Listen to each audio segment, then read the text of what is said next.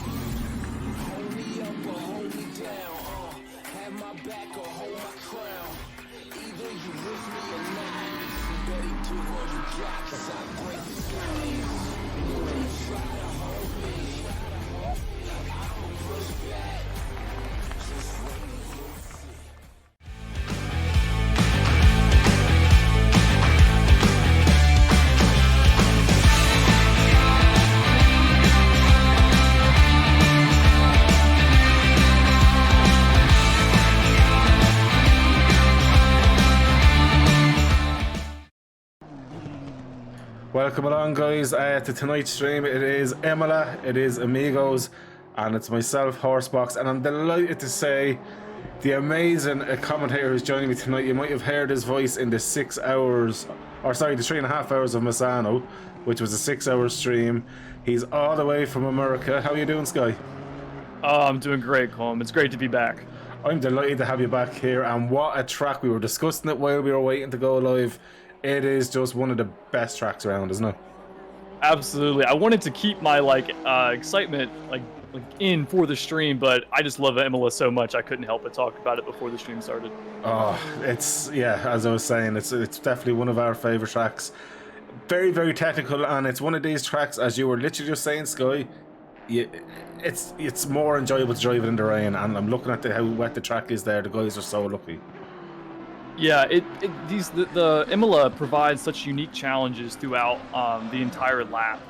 There's not really like a good break except for the final straight, and there are so many places where if the driver isn't on their game, they will lose it, and they'll end up in a gravel trap.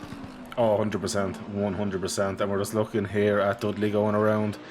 Liam's just after putting in "It's not fun in the rain," and we did see Liam having a little moment earlier on.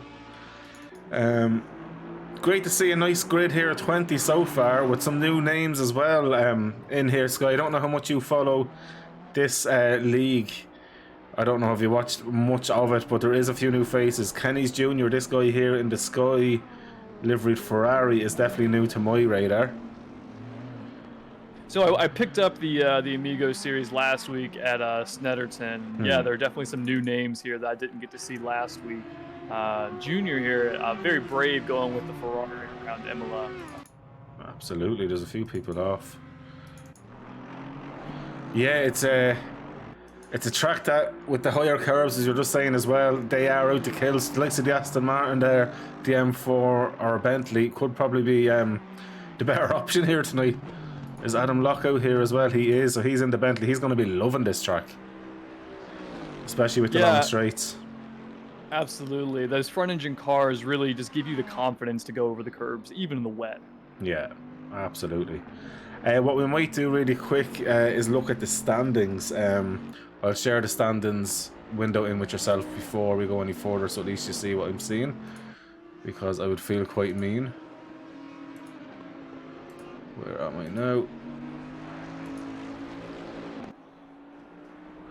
I have 100 windows open here, don't mind me.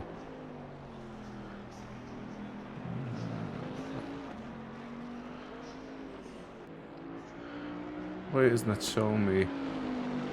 See, this is what happens when you get old like me, Sky. No, I can't find it. I'll get there at some point. Absolutely. Unfortunately, it's not going to pop up for you. I'll just run through it. I do apologise, mate. So I'm going to jump in now to the standing side of things there. Well, Logistical Nightmares is up there at the minute. Oh, and that's why. Boom. So, looking here now, we've got James Franklin now after pipping Gary into first place. He's on 91 points out of 4 races, but he's never won a race. So that goes to show consistency is definitely key for a championship fight. We'll call him the Alan Prost of Amigos. What do you reckon? Well, you know, Alan Prost or not, I think one thing we got to talk about here is the results of the last race, because unique to Amigos is the success penalties. Absolutely, absolutely. We'll go through that then if you want, and then we'll go through the standings. Do you want to explain the success penalties here to everybody? So, do you want to actually name out the top 3 of the last race firstly, and then explain what penalties they get and why it is? For sure. So, is that right? I'm pulling it up right now. So yeah, the finishing order, the top 3 from last week's race at Snetterton was Ross Webster, and he held off a last ditch charge from John Dudley and the closing stage of the races. Unfortunately, John Dudley was not able to complete the move and had a bit of trouble. Was unable to get too close enough to pressure Webster due to the spray. James Franklin was able to capitalize off of Dudley's mistake and finished at P2. And then John Dudley still, after the mistake, was able to salvage a P3. So what that means here and what success penalties are is the top 3 finishers in the last race get a time penalty added on to their pit stop. So, and correct me if I'm wrong, Horst, first place gets 15 seconds, second place is 10 seconds, and third place is 5 seconds. Absolutely, 100% spot on.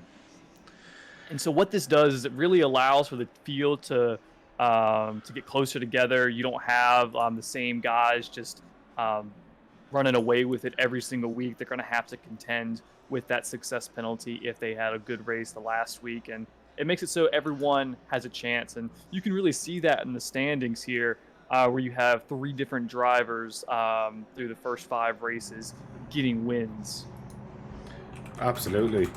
It was, look, to be honest with you, I think last week's race was, you know, the week before I said was probably the best I've seen. Last week, to see Webber up there, like, it had everything. I had drivers that normally aren't up there for wins or anything there. They capitalised on the conditions, on anything that went on track. They made sure, and like, to be, Webster was in a different league. He kept out of every bit of trouble. I think he was the only driver not to really have an off or anything as well. He was, yeah. That Aston is just such a stable platform, and especially in the wet, that gives him just the confidence to push and feel the limit of the car. Like, honestly, I was so happy because, you know, it's very rare you get to see guys who you may not expect to be up there to win. And do you remember how happy he was as well? Like, it's great to see it, and that's what racing's all about. And these succession penalties play a big key. But I think even with succession penalties, he just drove such a clean race that night. He could have even had the 15 seconds and still been alright. He done so well. But yeah, we're going to go through the standings just really, really fast there. So as I was stating there, James Franklin is in first spot with 0 wins with 91 points. In second place, and I think Gary Smith is back tonight. He is out for hopefully to try jump. He's 2 points off now, and he has 2 wins behind his belt though on 89 points. Then Adam Locke in third place in that Bentley has 1 race win and 84 points. John Dudley's in 4th in the Lamborghini, joined with Chris Tedder on the Honda NSX on 75 points. Neither of them have wins just yet, and they're two people that I'm surprised don't have wins yet. And who knows, you know, there's still a few races left in this season. You know, it might happen. Then Matthew Gamble is only 1 point behind them in 6th place in the most boring car in the game, and I probably will fall asleep at some stage unless he takes someone out. He's on 74 points. Then we've Neil Massey on 63 points in 7th spot. Then we have Ryan Harper in the amazing, electrifying M6. He's on 59 points. And in fairness, he's driving amazingly in that car. He's had a bit of bad luck though. But in fairness, the qualifying he's getting out of that M6 and some of the positions he's gained is just it's admirable, because in fairness that car is about a second and a half probably off the pace. Then you've got Alex Tardoshu, I think it is. He's in the Porsche 911 on 58 points, 1 point behind Mr. Ryan. Then Tim Smee is in 10th place on 54 points. Darren Christie in the Audi is on 51 points in 11th spot. And then 12th is Chris Wall, the man who loves to flash people. I don't know if you know about that, Sky, I'll fill you in. He's on 50 points. Then we've Liam Smith in the Audi on 45 points. Then it's 10 points then to last week's race winner behind Mr. Ross Webster with that electrifying win on 35 points. That's massive for him. That's threw him up an awful lot of places. You know, so that goes to show you keep a clean race, you get a race win, it changes your season. Then we have Alpha Dogme in 15th on 33 points. Glenn Smith on 32 points. And then where am I, in 16th? Then Chris Radmore on 28 points, but Chris Radmore's only done 3 races, so Chris might be slightly further up the field if he was able to make the whole lot. Then we Paul Venter on 26 points, Goshi Filipov on 21 points, Sam Phillips on 17 points, Alex North on 15 points, Paul Anderson on 12 points, Francis Chilushu, I'm going to say, on 12 points. Then we've got Vermeulen on 11 points. We've got Van Garman on 11 points. Pablo Saul on 10 points. Isaac Jordan on 7 points. And René Martins is on 0 points. And hopefully that luck will change for him tonight. So, yeah. Guys, don't be afraid to sign up. There's plenty of time. And we've seen next season's calendar already. I'm not going to mention a thing about it. That's up to Chris to release it. But, yous are in for a treat. That's all I'm going to say. Oh. So back into the main racing tonight. Who are your favourites in this absolutely very wet and very dark looking Imola now, Sky? Well, in practice here, so it's hard to tell with the wet times. With the dry times, it looks like Antonio Asprey, John Dudley, and Tim Smee are leading the charge here, but you know, that could change. That could change very easily. I like to see the likes of Ryan Harper. Depending on the weather, I think we might see Gary Smith up there. The thing with him and Liam Smith is they're in that Audi Evo 2, which can struggle in the wet. And if we get a lot of wet running here, we could see them have some issues. And then, you know, Chris Tedder, I don't think he's in the server quite yet, but he's always a factor in these races. Absolutely, and Glenn was saying Liam's looking forward to this at all, and Stacey Ellis is saying that he's cheering for his man Alpha Dogme. And Alpha Dogme is a guy who actually is improving as well, to be fair about it. I've seen a massive jump in pace from him, a few seconds a lap. You know, he's starting to get up there into the mid-pack now, because this was a man that came in and was off the pace, and he's after obviously putting in a bit of work to be getting up there as well. So it's great to see him up there. I'm looking forward to seeing the new guys and see what they can do as well. And at the minute, the new guys, where are they? Well, one of them is after obviously missing out of the server. But Mike Deringer there up in 8th place in the Audi. Oh no, that's a Lambo. The Lambo's going to be like the Audi here as well. That's going to be a tough one. We'll be super fast in a straight line. Mike is actually in the Ryder. Oh, that's the Ryder one, is it? It's the Ryder, yeah. Oh, wow. Oh, wow. So I would expect him to be an absolute rocket in on this big straight here, coming out of Ravazza 2, and then he might be holding on for dear life through the rest of the lap. Do you know what? I've always admired anyone who drives the M6 or the Jag, but he is also now in my admiration list, because everyone avoids that car like the plague. Oh, that's so cool. Fair play to him. But then, like, the likes of James Franklin as well is definitely going to be up there. He's always thereabouts. Do you know, I'm expecting Matthew Gamble hopefully to have a decent race this time. He was unlucky last week. He started on pole but had that massive connection issue, so that was a race of what could have been for him. So I felt really sad for him. I think the BMW does really well around here. It's one of the better cars. It's able to take the sausage curves very well. It's a stable platform, and it's decent and wet. Absolutely. I just want to say hello to Beck Whitemore. How are you doing? Andy Bradley's a newcomer. Go Alpha Go. It's great to see all the new faces coming into the streams as well, guys. So don't be afraid to hit that follow button and you get to see all the great action with Amigos and with ERA. With ERC, and there's another league coming in soon enough as well. I'll announce that. And then don't forget we do have the podcast, and Mr. Skyler and myself will be having to do a podcast part 2, as we still have probably too much to talk about to fit into one podcast. Yeah, I don't know what your schedule looks like, but mine is freed up, so whenever you're available. Yeah, we can sort that out. I know tomorrow night I'm on with Mr. Ryan Harper, actually, so I'm sure we'll be discussing this race as well. And all those lovely questions in the Discord. Yeah, if you haven't left a question for Ryan yet, please do so. Absolutely. Yeah, there's so many of these guys I'm looking forward to seeing. Antonio Asperi, though, is absolutely flying out there at the minute. In essentially pole position, a 151.3, but now that it's gone very wet, a 151.210, I can't see it going too much faster in the way of evolution now with the rain at the minute. Racing from the back, I watched the endurance stream yesterday and the commentary from Horse and Sky was second to none, absolutely superb. Thank you so much, and I can't say it enough, I think Sky is probably one of the best commentators I've actually met, and I hope he does pursue it much further going down the road. Obviously you're an amazing racer as well, Sky, so it's whether you want to do that balance of each. Yeah, I think doing a little bit of commentary kind of scratches this itch as well for me. I've always loved how broadcasts run, and I can be quite critical of like even some professional broadcasts in real life. So it's cool to be on this side of things. Yeah, you get to see how it is from the other side of it as well, and yeah, there's just so much that goes on in the background with them. But like, you know, they are fun at the end of the day. We do it because we love it. Yeah, I'm thankful that you're taking care of all the broadcasting and I can just focus on what's in front of me. I wish someone else would be doing the broadcast.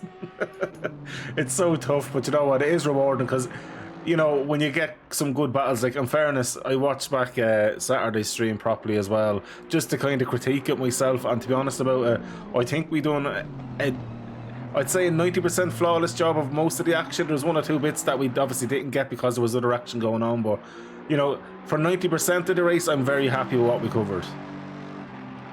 Yeah, I think so too. Yeah, I try not to be too hard on myself. This is only my second broadcast, so it was kind of cool to be have an endurance race as my first time behind the mic. What a way to start a 3.5 hour endurance race! Oh, I love it. Absolutely love it. And Chris Tedder has joined the building as well. He's now in the pits. So we've got 11 minutes of practice left. I don't know how much of a break he's planning on having. We'll see that once this session is over. It's normally about 5 minutes, isn't it? Yeah, I think so. And that I know he does that between quali and the race, because that gives him time and drivers time to really prepare themselves mentally and physically, as well as doing the administrative work, dishing out the success penalties and what have you. Absolutely. For the end of practice, guys, we'll play the track guide again and then go straight into the Amigos intro and get straight into the race. So it gives myself and Sky a minute just to get a bit of water, because Sky, as you know with Amigos, it's going to be an hour of non-stop shouting and excitement, because it's just one of these kind of races that always delivers, and especially around Imola, it is going to be insane. And looking at the weather report, the variable conditions are certainly in play here. We're looking at close to a 70% chance of mixed conditions, so it's really going to be on the drivers to know when they need to come in, potentially to change the wets, how they can stay out, And Yeah. I think the strategy is going to play a significant role as we go through this race. Absolutely, and it depends. Yeah, exactly. It depends with the variable conditions whether it goes from wet to dry, dry to wet. How brave will you be? How long will you stick it out before you try to change the tires, or will you stick it out hoping that they goes from, just say if it starts raining and then goes back to dry? Do you start on dries if you reckon it's going to dry up in 10 minutes? I remember the guys. It was, which track was it?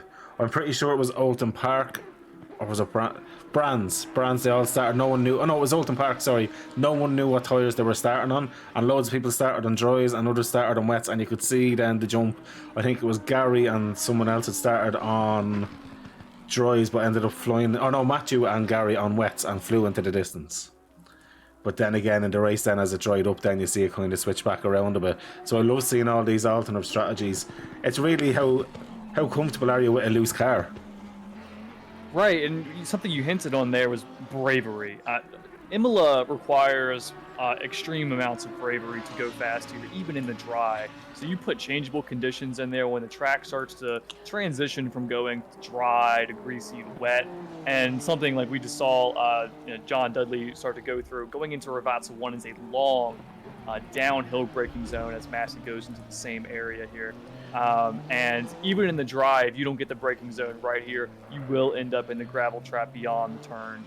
So, do you risk staying out in slicks, knowing that you're going to have to go through there, or Aqua Minerale? There are just so many areas of this track that if you're not absolutely confident, it can bite you. Oh, 100%, 100%, and that's what makes it good, because it's a driver's circuit. For someone who is not comfortable with kind of such a narrow track, because it is an old school track when you really look at it, and the fact of the higher sausage curves and stuff like that, you're probably going to struggle here if you're a bit cautious. This is all about bravery, and it's all about just pushing those curves and riding them as much as you can. Obviously, in the likes of the NSX or that, the car is going to be loose, and you do not want to be hitting those high curves. No, because that, coupled with how slick the curves can get on entry, you really got to take them the right way, manage your throttle inputs. If not, you're going to spin. Absolutely. We'll say hello there to Christian Fengler is in the stream, as well as Gary Smith. How are you doing, lads? Hope you're all well.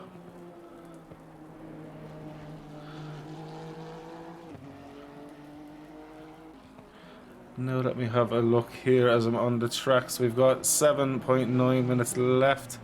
We're up to 21 drivers. Billy Stewart's out there as well. Alex Tito's in. Kenny's Jr. That's somebody new. Oh, that's the Sky. That's the one that I was thinking of in the Sky Ferrari. Interested to see that, because, looking at, wasn't it Andy Bradley? No, who was it that was in that? Mike the singer. That's it. In that crazy looking Lambo. Yeah, the Reiter Lambo. Who picks that? Christian. There's finally a guy, by the way, in a Reiter Lambo. How amazing is that to see? Somebody chose that and was not coaxed into me giving out to them for days and days on end. That is amazing. Let me see. So Billy Stewart, looks like his livery didn't upload, and Chris Tedder got caught up behind him. So Tedder's gone off the track. Tedder's back in the pits. Gamble's in the pits. Andy Bradley's out there. And John Dudley. There's not many people out on track. I think a lot of people are just kind of taking it easy and probably working their setup after being out there for a few laps, getting a bit of information, because that track definitely looks a bit wetter now. Yeah, and since we're more than likely going to have changeable conditions, you're going to need to tailor your strategy to be, either you're going to make it so you're really quick in the dry and you sacrifice speed in the wet, or the opposite, or maybe you'll try to find a middle ground. It's important for the drivers to find that balance to give them the confidence, like we were saying earlier. Honestly, just looking at the track, I went onto the splitter cam for the front. Look how wet that track is. Like, you can see how wet it is, and in places there's actually a few puddles as he runs a bit of understeer, runs a bit wide. That's how wet that track is. And you'd be brave in the rain as well to be riding the curbs as much as some of them are. Because, go on. In these changeable conditions, it's not as easy to know where your braking points are going to be. So not only are you going to have to, it's going to show people how brave you're going to have to go into corners, but from one lap to the next, your braking point could be different. Absolutely. John Dudley found what it's like to overshoot the brakes there and go wide. He went over a sausage carver too. Alpha Dog Meat's out there. Let's jump on with Alpha. So we'll go in here with the inside cam view as it loads in properly. So he's just taking it easy, letting cars. That's Tether going by. Look at the spray though from Tether. So you can imagine when this is in a race with that amount of spray with probably 21 cars in a row. That's going to be so tough. Yeah, the race start here, I really hope everyone just kind of keeps a cool head, especially if it's wet. We don't know, it might be dry at the start. I honestly might prefer if it's dry at the start. That way we can at least have potentially a clean first sector, first lap, and give people some space to operate in. And it might be one of the situations where if someone sees that if someone hears over the radio that the weather's changing to dry, they might just sit behind someone. No. And then wait for it to go dry before they make an overtaking move if they're not losing too much time. I want it to be raining from the heavens. I want it to be like a tsunami out there for them. Because it's, yeah... I think the rain and even the mixed conditions always makes for more exciting racing because it shows some guys who might be super fast that you'd expect doing loads of great times in the dry will struggle in these mixed conditions. Ideally, you want to kind of nearly at the cut off when it's from wet to dry and dry to wet because that's when it's the worst to be out there, and especially in the likes of slicks if they do start in slicks. But even on the wets when it's kind of nearly more dry than wet, but you don't know whether to jump in or not if the rain's going to come back. And it's then you get to see the experience of drivers. Some know how to keep the tyres cool as well if they start overheating if you're going from the wets to dry, and vice versa. You need to keep the temperature in the slicks if you are on kind of a moist track as well. So you get to see the experience of the guys that are able to work the tyres, work the cars and keep it on the track while driving to the limit. Welcome along, Chris. But yeah, for me, it's all about, I love seeing the driving styles in these tougher conditions. Like, a key person for me, well, there's two key people for me. Max Verstappen, Jenson Button in the mixed conditions are phenomenal. Yeah, I think it's all about, doing those 180s or those 360s, to warm the tires up like Max does. Yeah. Absolutely. He's got a lot of practice with that. Yeah, I want to acknowledge Chris Stancer. Unfortunately, I've not had a crisp sandwich yet. I apologize. Oh, no way. I've not made it to the store. We had a little bit of inclement weather here on Sunday, so I didn't feel like going out. I'm very sad right now. I'm not gonna lie. I can't even hide my sadness. Yeah, see, I didn't tell you this because I didn't want you to tell me to buzz off and not come on the broadcast. You know that would have happened. I would be like, nope, you didn't have a Chris sandwich. See, I knew. Now, though, I'm here. Oh, lads, I don't know. I might put a vote out whether to kick you or not for not having a Chris sandwich. Please try the minute you can just go to the shop and get them. I promise you. Like, it was even a picture of a Chris sandwich put into our Discord today. I was so happy seeing that. But he was ready salted because he didn't have any Chris because his kids took all the Chris. But look, I'm delighted that people are having Chris sandwiches. Anyone in the stream, if you've never had a Chris sandwich, Christian Fengler, I don't expect a German to have a Chris sandwich. It could be wrong. You should definitely try it as well. 2 slices of white bread, loads of butter on each slice, and your favourite crisps, pop it into it. Salt and vinegar ideally, or cheese and onion though. Or barbecue actually as well. You know what? Here's an idea. Yeah. How do you feel about me doing it next time we do a podcast? Then you can get the live reaction. 2 of us will just sit there eating Chris sandwiches for it. It'll just be a Chris sandwich aficionados podcast. Oh yeah, peanut butter banana sandwich. That is where I'm at. That is my go-to sandwich. PB and jelly. No, peanut butter and banana. And banana? Yeah. That doesn't sound too bad as Matthew goes for a spin in the most boring car. I think he's getting practice in for taking out Tether. I don't know. Christian's saying, nah, having a beer. Well, you need to try a Chris sandwich. Probably not with a beer, although that could be a new thing to try. We could do that on the stream also. Have a beer and have the... Come here, I want to do an official thing as well because I think these people have earned a spot on my stream. So I'm going to add in their logo now. So Eleanor have been amazing help to Amigos and to ERA in, advertising our leagues in their own in their own Discord, and you know they've been absolutely amazing in our endurance races and have been very good help and great banter. So I think they've earned a spot on my streams for any ACC race now, along with Amigos and ERA. So I think it's time I add them in here. What do you reckon? I think that makes sense. I mean, they have such a presence in the community at this point. They've been fantastic to race against. Nothing but class from those guys. Absolutely. Let's get this sorted. We're going to find the spot. So guys in the stream, you can tell me where would the Logistical Nightmares logo suit the best. Now it's huge at the minute. I'll put that down to size. I think right there. Yeah. The whole. Yeah, the whole screen. There we go. What about here? I think they deserve it. I think they've earned in. That makes the most sense. I think. My stream now looks like it's an advertising agency. It's good though. Yeah. I mean, like every major like sports broadcast or whatever has some sort of advertisement on there on the screen at all times. Well, we have several. Oh, it's daytime and dry for quali. Well, that's new. It's good. Well, it's a different day. We've woken up now. It's Saturday. They have it set to. But it's another day where you haven't had a crisp sandwich. That's all I'm saying. 21 drivers out there, guys. Just thought I'd rub that in. Who actually went on the track? Was it Gamble? Yeah. I nearly fell asleep with the noise of a Hoover out there.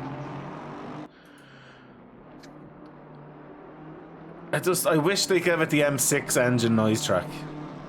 And it would make that car so much better. You know, I've heard that a lot. I've heard that people aren't super pleased with how the M4 sounds in this. It's only from the outside. Like inside it wasn't too bad. When I drove it around for the endurance race in Germany, it was grand inside, but when you get into the likes of the M6, the Ferrari, and the Porsche and the Bentley, like they all scream, but the pops and bangs and stuff like that as well. It's amazing. Talk to you later on there, Christian. And you're leaving us on, so look, jump on if you see acting crazy or hear acting crazy. Mr. Chris Dancer might as well put Walker's logo up. No, it's Tato. I'm Irish. It's Tato Crisps. Oh my god. Sky. Yes. Whenever yes, your birthday is, I'm going to send you a little pack from Ireland with Irish crisps and stuff like that over to you. Interesting. Need. Like, do you guys have Lay's? Is Lay's a thing there? They're Walkers. But see, Ireland have the like a best. Different brand? No, see, Lay's is Walkers. Okay. It's just because they have to use a different name, I think, in the foreign countries. But no, what do you think about going on board here with Matt for the first flying lap here? I suppose it'll save us falling asleep, won't it? So we'll jump on with the helmet. Get a driver's eye here. Yeah. There we go. Keep it nice and tight to that wall, keeping it straight as you can. Car coming out of the pits is not going to help him though. No, you got to hope the car coming out of the pits here sees Matthew coming and lets him go. Good.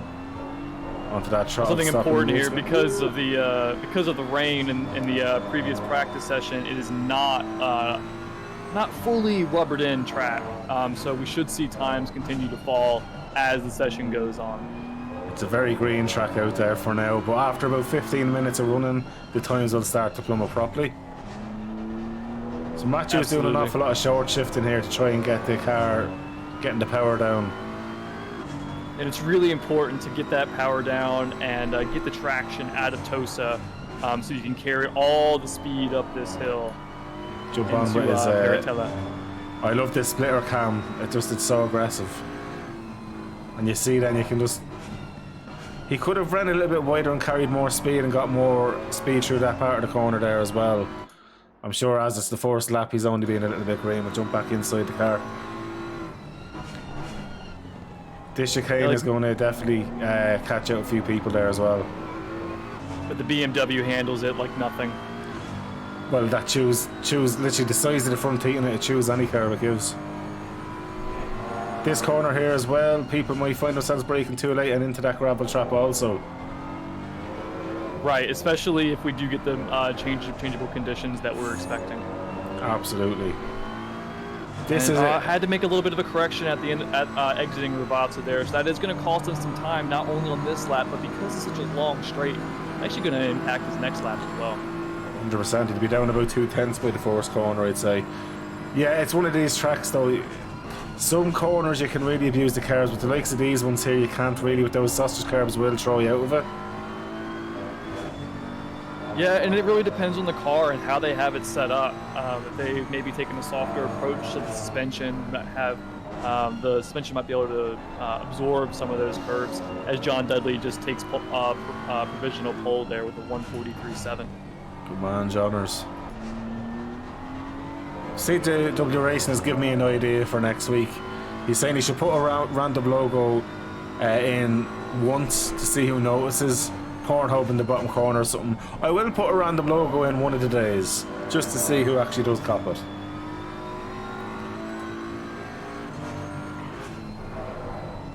I think a lot of our drivers. Oh, Matthew is up 6/10 on the lap here. He's definitely being a bit more brave. Gained a lot of time there through Alca Minerale. Yeah. He done exactly what I told him. Carry more speed, run a bit wider, and then it opens up the next corner where you can carry more speed through the apex. Right, and that takes you all the way down to the chicane. Yeah. He's got a good run out of the chicane too. He's already up a 10th on the exit there, coming into Rivazza. This is so far provisional pole lap. It's on the power a little bit early, but just enough where he doesn't go too sideways. This one he needs to be a bit more brave with the curb, and he has been. Oh, lovely exit there as well. Tires are starting to get warmed up for him. He's got a bit more grip, and he's also probably becoming more confident in the car now. Absolutely, and that's provisional pole of 143.1. So we'll jump on with now Andy Bradley. We'll get to some outside clips as well. So Andy Bradley here is in this Aston Martin. Very simplistic looking livery, but I do like it with the light green, black and white. Yeah, some of my favorite car liveries are more simplistic. I think there's room for like very artistic liveries, but it's something nice about a nice, simple, recognizable livery. Absolutely. I think we need to get on to that other Lambo as well now in a few minutes. Oh, the Aston chews up those sausage carbs like there's nothing. Yeah, the Aston does have the suspension in there. Since I spent a bit of time in it, it does tend to bounce around more than some of the other front-engine cars. But the stability of that platform, even after the bouncing, does give you a lot of confidence. Absolutely. Stacey Ellis is saying, "Good night, gentlemen. My beautiful wife deserves my undivided attention. God bless you all." God bless to you, Mr. Stacey. And I'm sure we'll be hearing from you in the next stream we do, and definitely in the Discord. Have a good evening, brother. Now, looking here, where is... I'm going to jump on with Kenny's Jr. The Ferrari, the Sky Ferrari. This is a new driver into this league as well. I'm very interested to see what he can do. Same here. It'll be interesting to see how much confidence he's got in that Ferrari to take these curbs, because that's really where the lap time is. Will we go on board with him, will we? I think we can stay on the outside here. We'll really be able to see how the suspension plays on these curbs. Unfortunately. Yeah, that was a no-go situation for him there. Just locked up the brakes, unfortunately. Let me see. Alex North is out there in the Lexus as well. I love seeing the diversity of cars here, and seeing the M6 and then that other Lambo now makes my day. And this part of the track is so great for the Lexus. It really allows the car to stretch its legs. Absolutely. So Mike's up in 5th in that Lambo. We're going to stay on with him now. It's such an aggressive looking car, isn't it? Absolutely. He's showing a lot of confidence in that car. He must have a lot of time in it. Absolutely. But I love the fact that people are choosing different cars, and there is a guy that races in this league that does be in the Nissan GTR. Haven't seen him in a race or two. I'd love to see him back in, because it's great seeing that diversity of cars out there, and not the normal kind of cars that people would race like that. It's always good to see a wide variety of cars. It's one of the beautiful things about GT-style racing is we do get these different design philosophies, and different cars will suit different tracks and different corners. Yeah.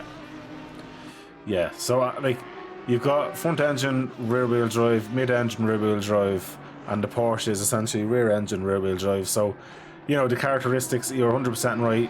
Certain cars will suit certain tracks. To be honest with you, here I would say the mid engine cars probably would be faster, but then again, the front engine cars can run those curbs the way the mid engines just can't do. Right. It all comes down to those. If the driver of those mid-engine cars has the confidence to take them, if they know they've been driving that car long enough to be able to have the confidence to go over them. Absolutely, I have to say the Retter looks absolutely amazing out there. It does. It looks at home.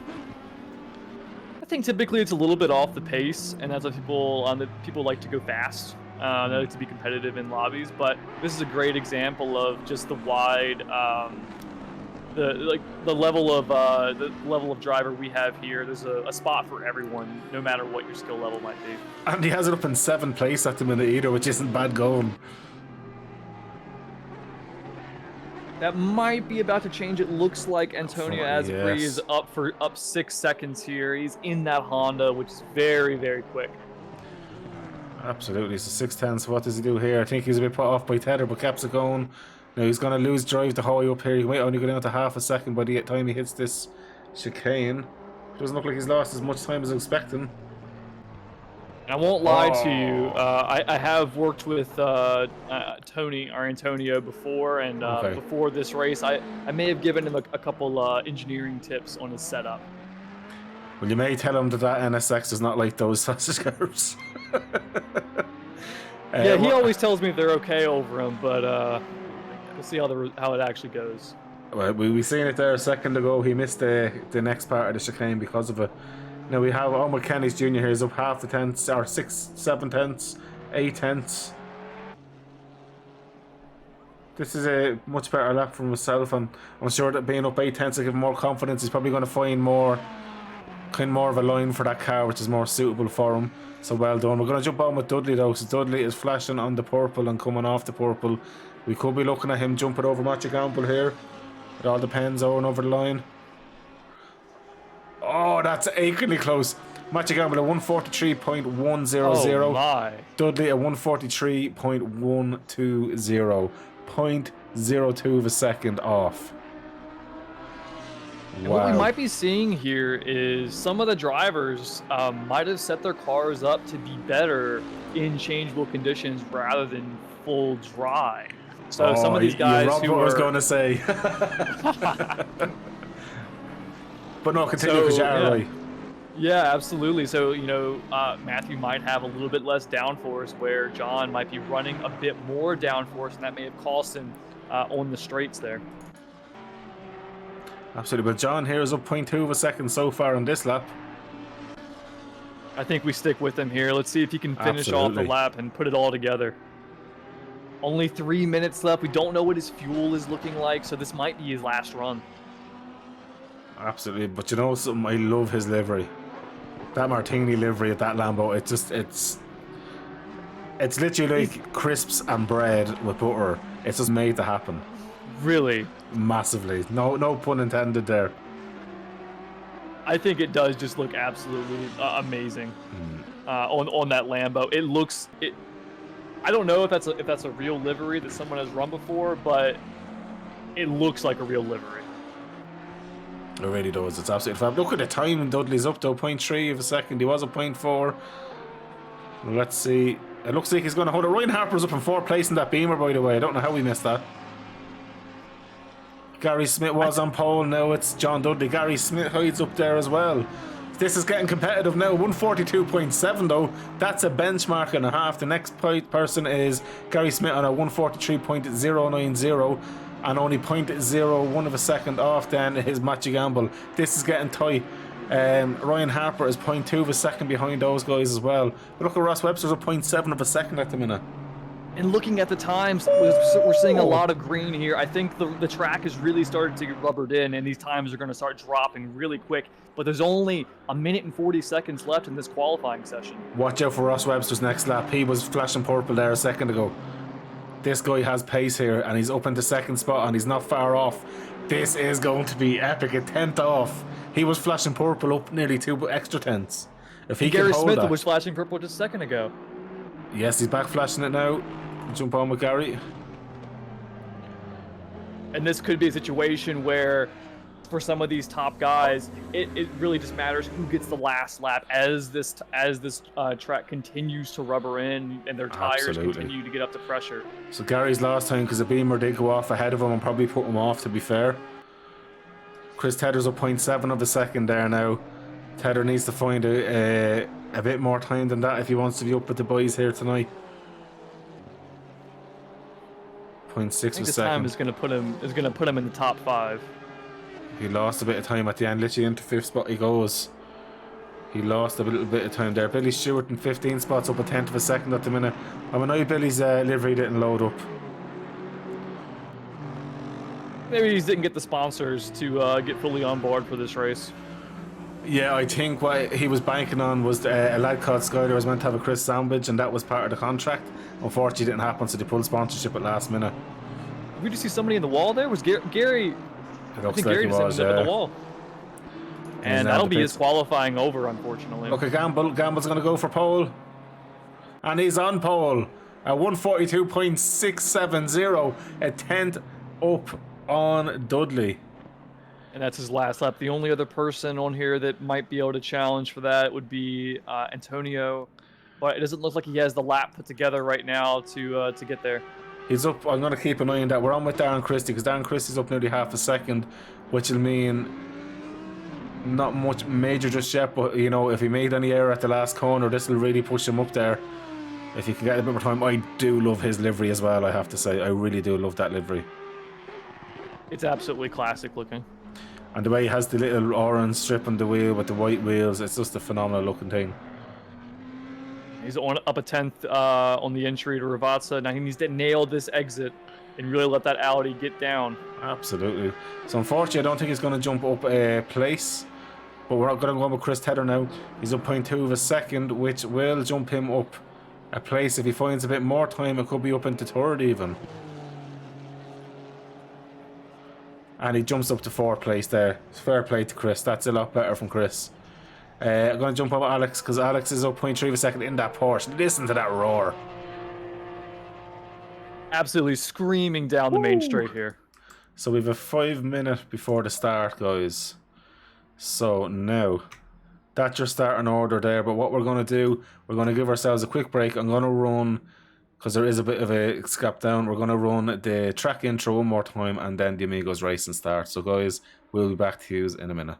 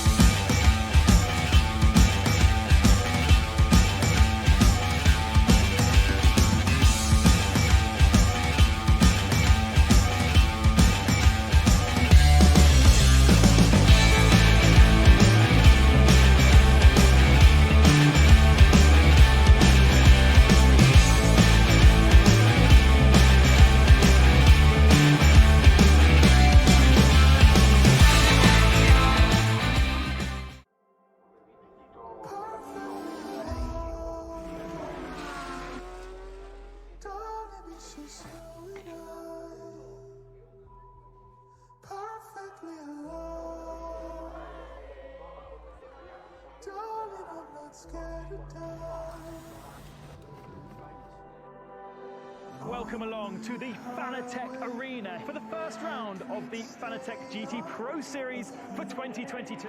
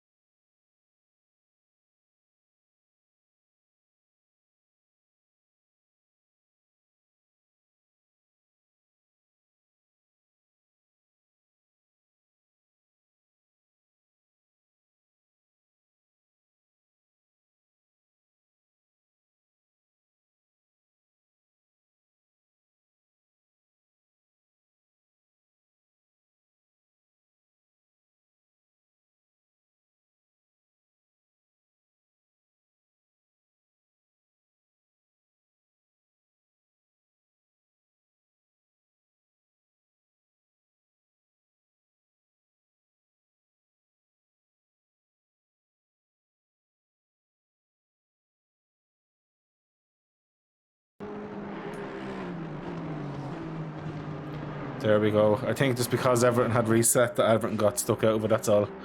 But what a race so far. And now you got to think Webster has got to be pushing really hard here. He's got that success penalty, and he's going to try to limit that damage as much as he possibly can. Absolutely. Matcha Gamble as well, all over the back of Tethers. The Gamble, obviously, after making that little mistake, is looking to come back into this now. Matthew needs to play the long game here, though. I Yeah. think yes, Webster has that success penalty, but if he starts fighting with Chris, you're going to allow Webster to get further and further ahead, and that success penalty is not going to bring them into the fight as much as it should. Absolutely. That being said, they are going to catch lap traffic here in a couple laps, it looks like. Absolutely. Oh, as it looks like Alex North goes straight off the track, understeer, and keeps going. Tim Smedo all over the back of James Franklin. Alpha Dogme as well. Oh, look at that right, side by side there. Alpha Dogme runs way too wide, and unfortunately for him, Mike Rigner is through. Ryan Harper's after getting by Liam Smith, but it looks like he done it by over-breaking the corner and cutting it. With Liam Smith and Ryan, the side by side, a bit of a touch there now. So Liam breaks that bit later, calls for the corner. Billy Stewart's behind, hoping to take advantage of this. Liam runs a bit wide. Ryan kind of goes evasive to go by, and he gets around to the outside. Liam does have the inside line, but Ryan looks like he's going to carry more speed. Although Liam is going to give it welly here. But the BMW is a much better exit, and that was a lovely move there by Ryan. Very calculated and patient. Yeah, and Billy Stewart behind all that was just looking for that little bit of an opening to get by both of them, but unfortunately the way they were lined up on the track there, he had nowhere to go. Absolutely. And James Franklin, Paul Anderson swapping positions like left, right and centre. Paul Anderson with huge damage on the front of that BMW. And you have Tim Smee down behind him as well. So both BMWs carrying a lot of front damage. Franklin's car looks tidy enough. I don't know what's happened. Franklin, did he just go off himself to be down kind of the time that he is? Or maybe he's just struggling on that track in case he might be on wets either. I'd highly doubt if many people went for the wet option. But if they did, I'm not sure they should have stayed on it at this rate. I do want to give a quick shout out to Mike Derringer. We didn't get to see it on the stream because of the technical difficulties, but he did actually start from the pit. So to be up into 17th position already goes to show the man has pace. Absolutely. Absolutely, yeah, and unfortunately those technical difficulties missed out on a great start there, so sorry guys for that. I don't know what it was, but the game had crashed. But we're back going, and that's the main thing. And Antonio is fighting away with Gary here. He's sticking with Gary because Gary was all over the back of him, so I was thinking to myself Gary might just be overall faster, but Antonio there is sticking kind of close to him, as Alex North now with Alex Tordicio. So the fight of the Alexes is coming up soon enough as well. Good news for Gary Smith is that incident at Aqua Minerale doesn't seem to have affected his pace too much. No, not at all, to be fair. Just looking there as Young Junior gets by Alpha Dogme, but Alpha Dogme pitting. Tim Smee and North out side by side.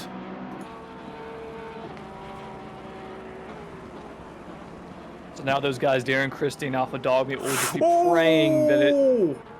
The two boys kept going. Wow. But Paul Anderson is delighted. Slightly. But Paul Anderson would be delighted to get through with that one. Look, to be fair, that was very hard racing, but just it didn't work out for either there. Yeah, I don't think he had... I think he was entitled to some room, but he didn't have a great overlap there. It was just a nose. I just think it was carrying too much speed. It probably locked the front inside left enough to make it understeer a bit, and that's, you know yourself, that can easily happen as well when you have too much steering lock on and you lock the front inside. You just have no turning angle then. No rotation at all in the car. But look at this here though. Billy Stewart and Liam Smith. Billy is flying along in that Aston Martin now. You're dead right about the Austin in a straight line. It's a rocket ship. And he needs to take advantage of that by keeping in the toe behind Liam. Who do we have off there? Ooh. Darren Christie. Oh, we've got Alpha Dogme and Darren Christie off. Looks like they were stopped at the end of pit lane. Okay, Darren Christie looks like... I don't know what's going on. Oh man, he might be having some technical difficulties as well. Yeah. And Alpha Dogmeat is out on track anyway. But Paul Anderson and Smee fighting away. Smee's after getting back by Anderson, and Anderson is after letting it looks for Alex North through as well. She must have had a little bit of an... Oh, as Smee is off the track there now, and Anderson's back by. Alpha Dogmeat's been wild off the track. I wonder are the boys having a bit of an issue with the cars? Dogmeat's back on the track. I think some of them are carrying a little bit of damage at this point, unfortunately. So they've really got to, I think, build their speed back up. And unfortunately, I think they're pushing a little bit too hard. Absolutely. Matthew Gamble in third place. I'm sure he is kicking himself for losing out on the first two positions.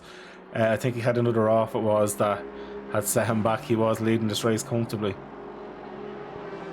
Well, I'm just looking out the commentary box just now. There are some clouds forming in the distance. I think they're coming this way. We will get some rain in the next 5 minutes or so. We'll start doing a rain dance, will we? It looks like it. And now this is going to be really it'll be really curious. Will this be a quick shower just to wash some of the rubber off, or will we get sustained rain here? I think that a lot of these drivers, those who have pitted already and stayed on dries, they're going to be kicking themselves. But is it too early to potentially go on to wets? Do people want to do their pit stops at this point? Now we'll get to see a lot of the strategy come into play. Yeah, to be honest with you, I'd love to see it just rain really hard for 15 minutes and then start drying up again, because it'll take a while for this track to dry. Well, it's a scorcher out there. It's the thermometer is reading 31 degrees ambient and 35 degree track temperature, so it's going to need to be some significant rain in order to keep the track really wet. But that will play into the minds of our drivers as well. Absolutely. Limo is driving the race of his life there, keeping Billy Stewart behind him. And you've Adam Locke now joining this battle. I'm just going to jump. Go ahead. Oh no, it was too late. I seen that Franklin got by Alex, and I was trying to get back in time for the replay. 10 seconds wasn't long enough. Well, Billy Stewart in that three-way battle there. Now he missed his chance to get past Liam when he could before, and now he's got to be looking both ahead of him and behind him, because Adam Locke is a seasoned racer, and if he sees an opportunity, he will take it. I think this is where Liam is going to struggle a little bit with the Aston, although the Audi can't be fast in a straight line as well. Depends on the aero that he's running as well. Oh, as he gets rammed up the back by Billy Stewart. Oh, Billy's though slowing down, I think. Oh no, Adam Locke though has got by. Where's Limo? So Limo's back going anyway. I wonder, does he have any major damage on the rear? He's kept going up the straight, and it looks like Billy Stewart is slowing down to make sure Liam goes by. I'm assuming that is the case. Well, there's Liam coming, so he hasn't let him by yet. We'll keep an eye on that as well. I'm going to jump back up here to John Dudley, as he's very, very close now to Neil Massey, and Ryan Harper is right there as well. The good news is for Dudley, even though he did have a really rough start, he does seem to have consolidated his position, and he's held on here. Absolutely. So Liam Smith has lost a place to Mr. James Franklin. Billy Stewart has kept going. I think Liam is struggling there with... He's after getting out of the way there of Alex as well. I'm wondering, is Liam struggling with rear damage there? That was quite a heavy hit on the rear as well. And the rain is coming. That's what it is. The rain is now down. It looks like we're going to get a light shower at first, and then it's going to get a little bit heavier. This will play things differently. I think that's why Liam was probably struggling a little bit. As the track will start getting quite greasy quite quick here. And it's a nice amount of rain as well. It's not just lightish, it's quite a bit of rain down there. So it's on with the front splitter cam at the minute. So the track doesn't look too bad as of yet.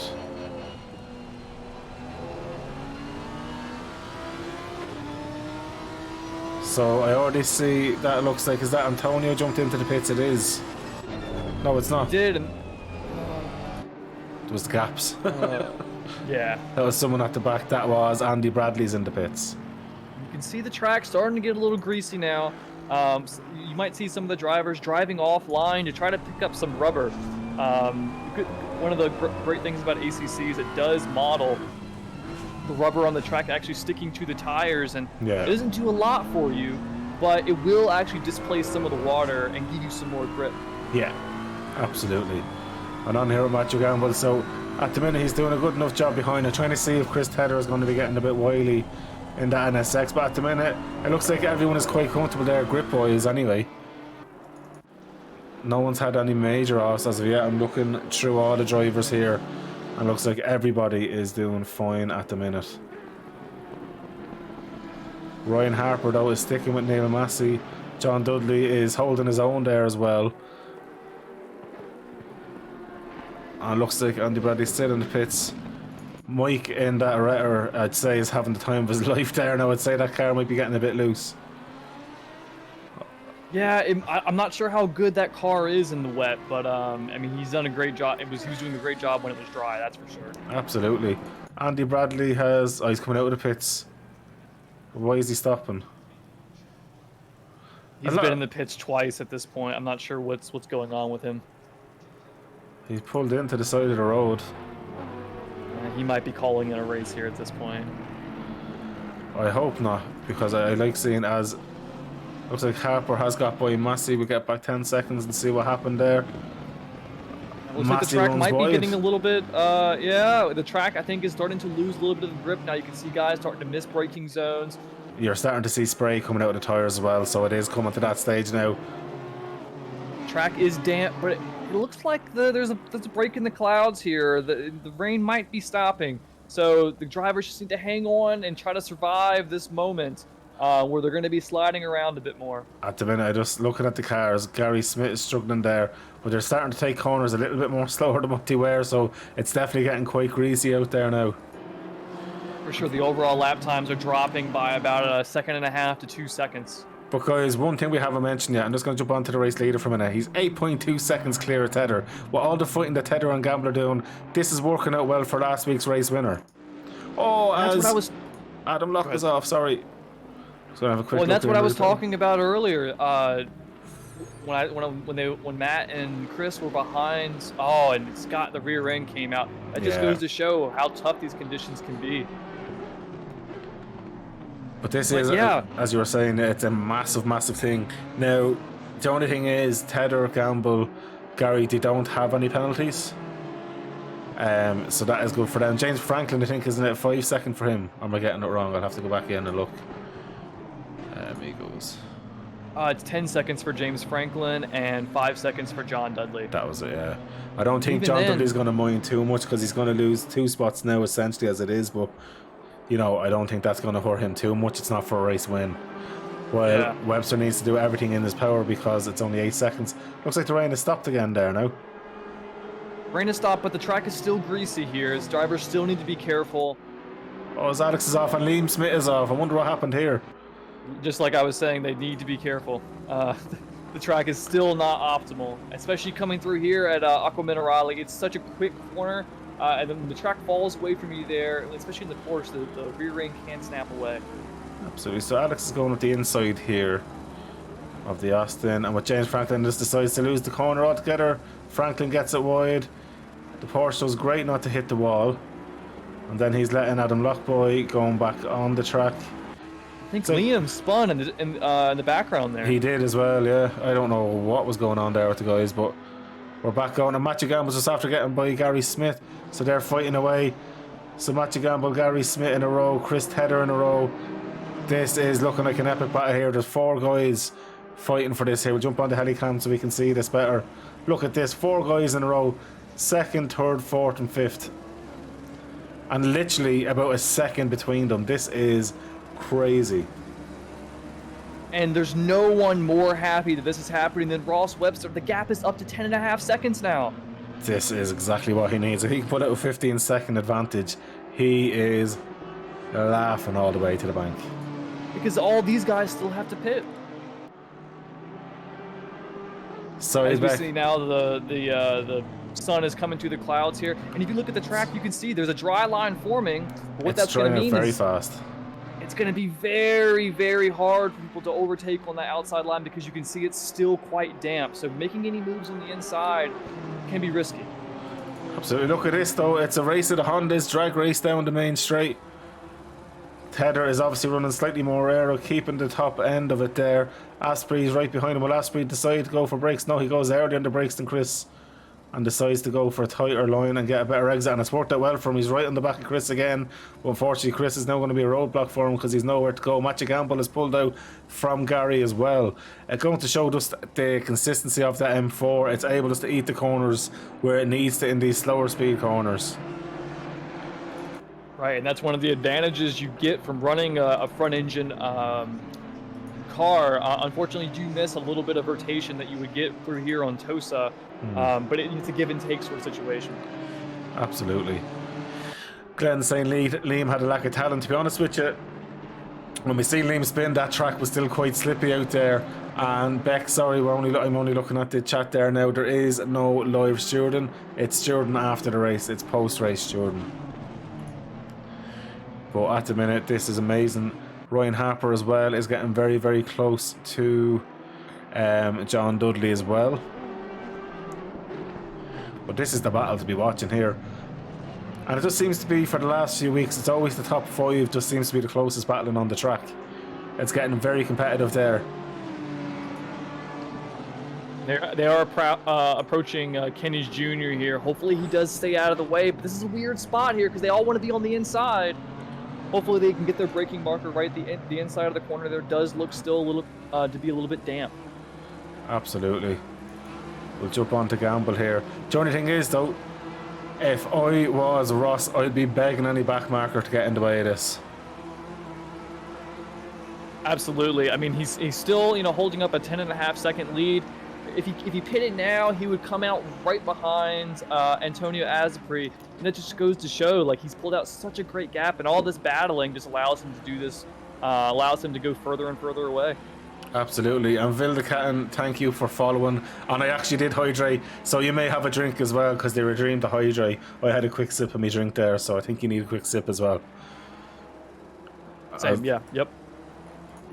We'll stick with it. And Chris Tedder and Gary Smith are getting a bit more wily at it again, but that could be just because of the braking.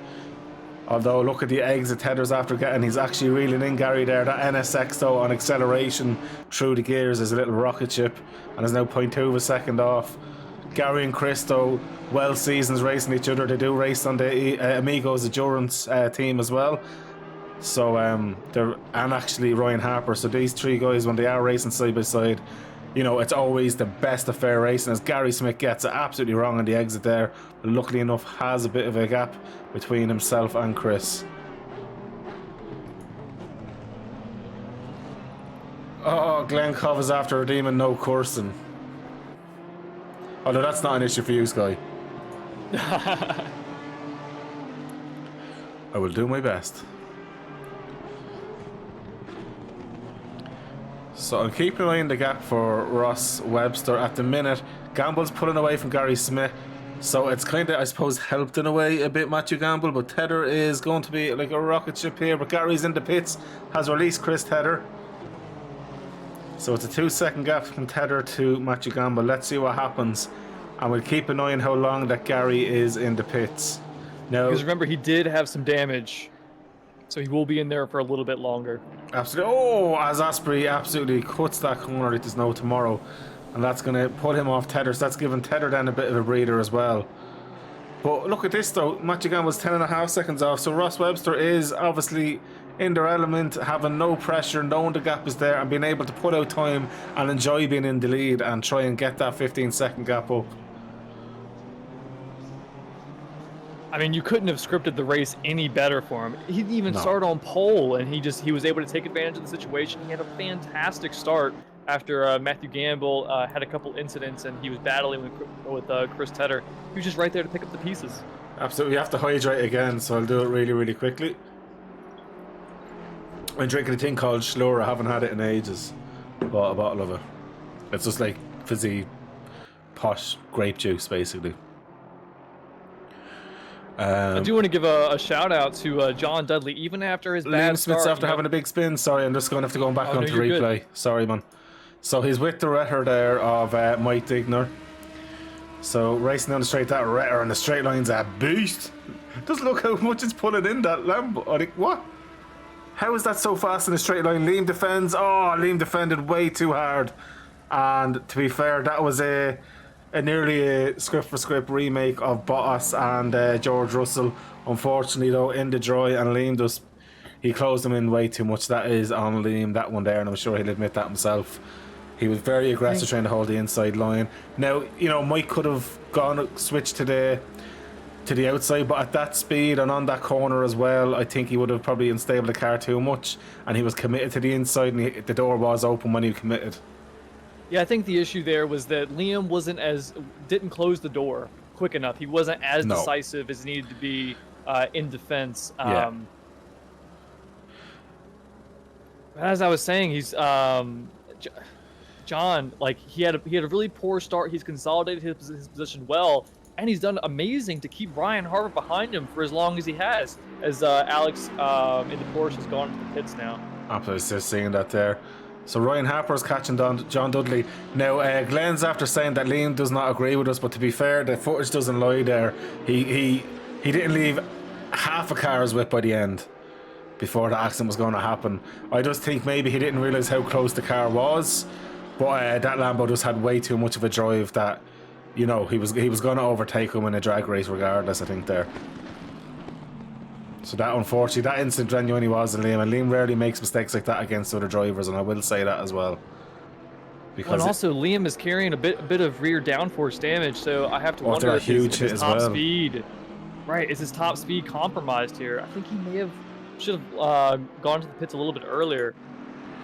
Yeah, I'd say his rear diffuser took a massive whack there as well, so I'd say he probably is losing out a bit. His car won't be as aero efficient as it should be. Alex is doing fine out there. Kenny's Jr. is doing well in 17th as well. I'm glad seeing all these guys in fighting as well. Ryan Harper is very, very close to Dudley here as well. We jump on with that now. Does he get by? We go to the onboard here. Now that M6 is quick in a straight line, I will say that. And he is catching Dudley. Liam, if you're watching, that's how you race side by side there. And oh, look at it. John Dudley was going to do the switch back there when Ryan placed the car perfectly. That was looking like it would have been a tasty little battle. Two of them get a little bit sideways on the exit there, but that was great driving there from both. And very, very tough as well. Oh, look at this though. Adam Locke and Billy Stewart are literally side by side. Adam Locke gets by Billy Stewart's drag racing back though. Two of these cars have a great top end, but that Aston does seem to be that little bit faster. The only thing is Adam Locke has the inside line, but the Aston was way too fast there. You're dead right on how quick that car is. He was able to get it around Adam Locke at the last moment there, and good awareness by Adam to realize that he had got him. Absolutely. Paul Anderson and Dogmeat racing. Anderson is the inside line, clips the curb. Dogmeat doesn't. Anderson spins out, and Dogmeat gets to keep going. It looks like. Oh, Anderson's after costing himself a bit of time there. He's still stuck there. Jump on inside. He's spun it back around. Powers. Fair play to him. He's got it out and he's done it the right way.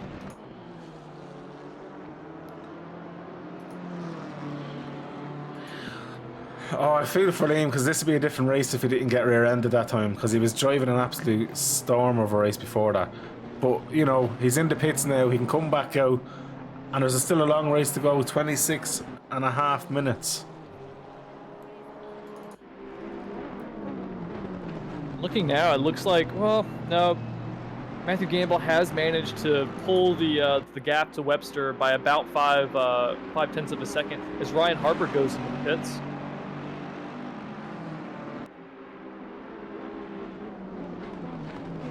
No, the Stewart punt didn't help at all for him.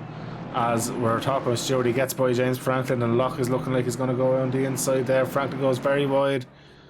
Somehow keeps that car going, so they're gone by, and then the back marker of Mr. Kenny's Jr. that's in 15th. We're calling them a back marker because they're 9th and, or yeah, is it 10th and 11th, 9th and 10th racing each other.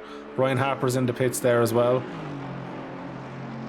Yeah, look, I feel for Liam. If he didn't have that incident at the oh, Stewart's after rear-ending that back marker, Kenny's Jr. So Stewart's getting his braking wrong a few times tonight. Franklin's back by. You have wow.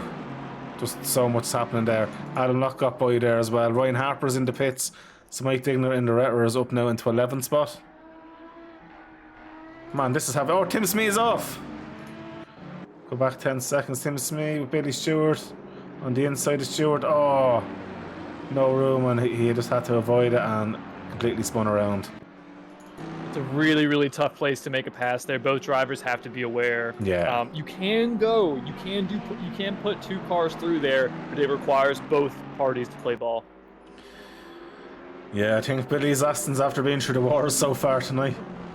Ross Webster just sets the fastest lap of the race with a 143.4. 11.9 seconds off Gamble. This lad is flying. I'm delighted because like he was like nearly last in the standings, and now look at him.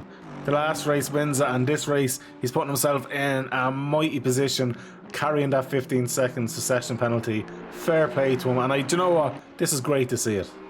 And even with the succession penalty, if he pits right now, he would come out in 3rd position.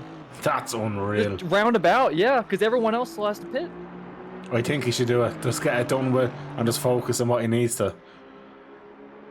I think the only thing he's worried about is the clouds have started to move in. Maybe we might have some more rain. The wind has shifted a little bit as well. True. Evening ND Motorsports, thanks for joining the stream. Yeah, oh, you can see it's starting to get a bit darker now. Will we be getting heavier rain? Maybe he is right to maybe pull it out into the last 5 minutes. I know Webster's done that a few times before. And the drivers, you know, we know that we knew that the weather coming in could be mixed. And we know that there is a mandatory pit stop for fuel. Yeah. But if you don't need to change those tires for the wet, then you can save that 30 seconds. So maybe he's just holding off until the pit window is about to close. There's only 18 minutes left in it. And if he can extend it as long as possible and hold this gap, he's got a good shot at coming out with a win or at least a podium. 100%. I agree with you there. This is unreal. I'm just on with Franklin and Billy Stewart, although Liam Smith and Alpha Dog Meter after having a bit of an overtake. Let's have a look at that side by side. Liam just out-dragged them, out-braked them, held that inside line, and wham bam, thank you ma'am. And he's after getting a nice bit of a drag on the straight as well, so he's not going to be under any pressure, even with a bit of a tow there. But John Dudley is coming up behind him, jumping on with Billy Stewart here, as he's very, very close to James Franklin again. The front of the Aston Martin is carrying quite a bit of damage there, after being impacted with 2 different cars tonight. And that's this will be a race to this will be a race to forget for Billy Stewart. Nobody means to cause any incidents here.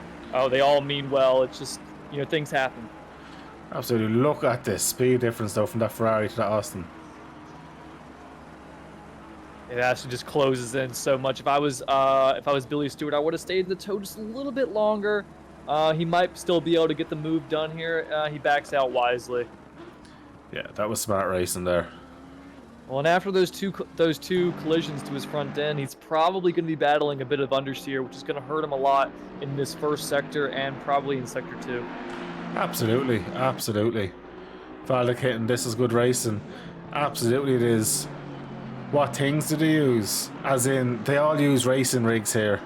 Oh, Discord, I'll send you the link to both ERA and I got it, you're good. Oh, you're going to do that, Deadly.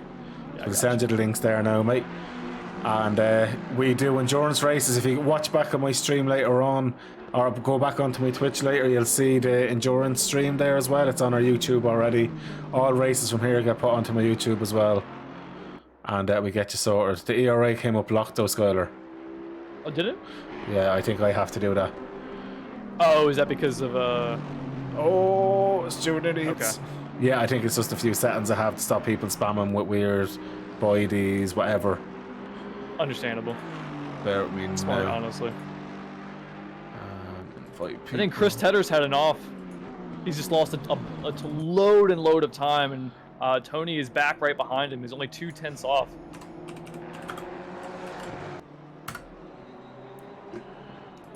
Now I need to get the Amigos one as well. And this is Tony's chance. He's got to smell blood in the water here. He's got to take advantage. He's got the momentum. But Chris, very experienced driver. He will have already forgotten about that error and have his head down, back to getting his vision in place where it needs to be. Absolutely. We've got Massey and Tim Smee in the pits now. Mike in the Retter is up into 9th spot and keeps going.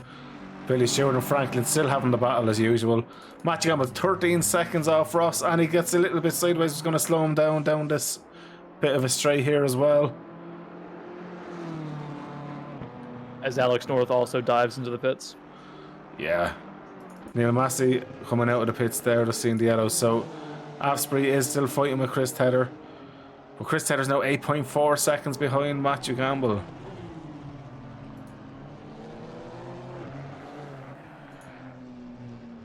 So this is interesting. Somehow Neil Massey has managed to come out of the pits before Ryan Harper, even though Harper pitted much sooner. And I believe Harper was higher up in the order, so he must be struggling for pace, or maybe something happened in pit lane.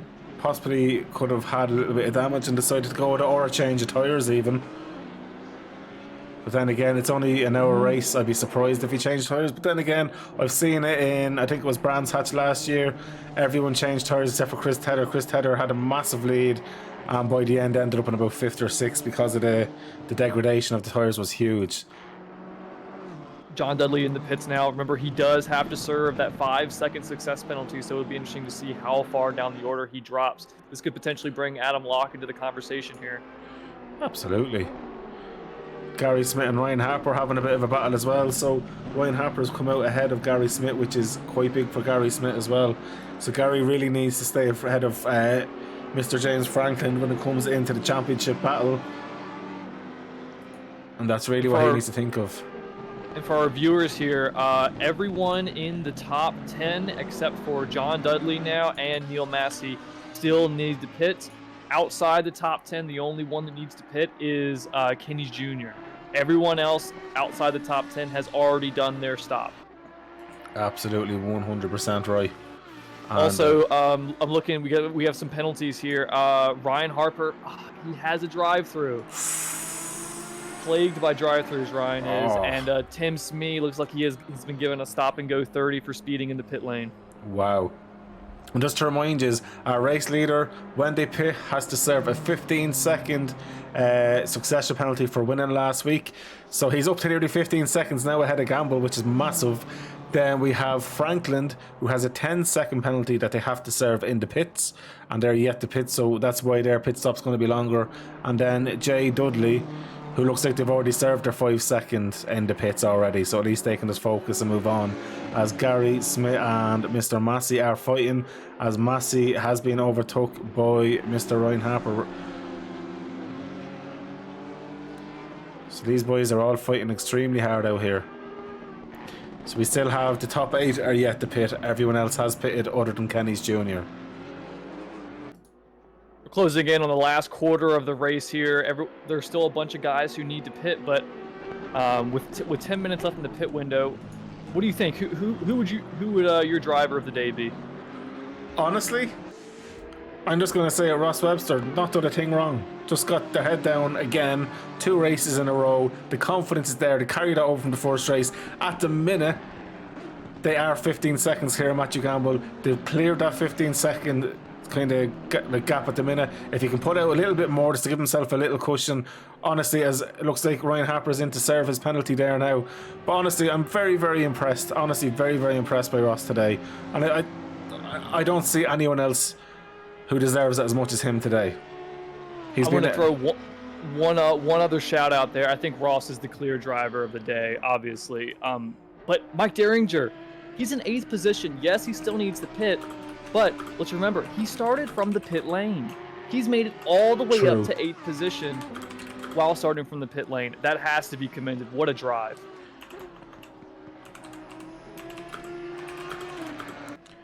Sorry, I'm just writing back here. So, Vale, I'll just say it out. So we'll set you up once you join the Discords after the race.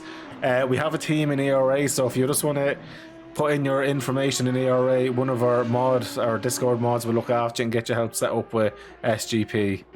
We had rain at the start for a few minutes and it went away, ND Motorsports. So at the minute... Stetter's in the pit. Oh, he is. Interesting to see where Tether comes out now in relation to the likes of Gary Smith and Dudley. He should be ahead. Billy Stewart's in as well. Billy Stewart should stay in the pits for quite a bit longer with all that front end damage. I'd expect at least a 50-second stop for him because that was heavy damage. I'm honestly surprised he hasn't gone in sooner, but I guess he's still worried about the rain. He must have been losing time though. So Vilda, when you join the Discords, we will get you set up in ERA. We already have a bot set up that'll explain exactly what you need to do and where to sign up and what to do. And then in Amigos, when you join, Chris is racing at the minute.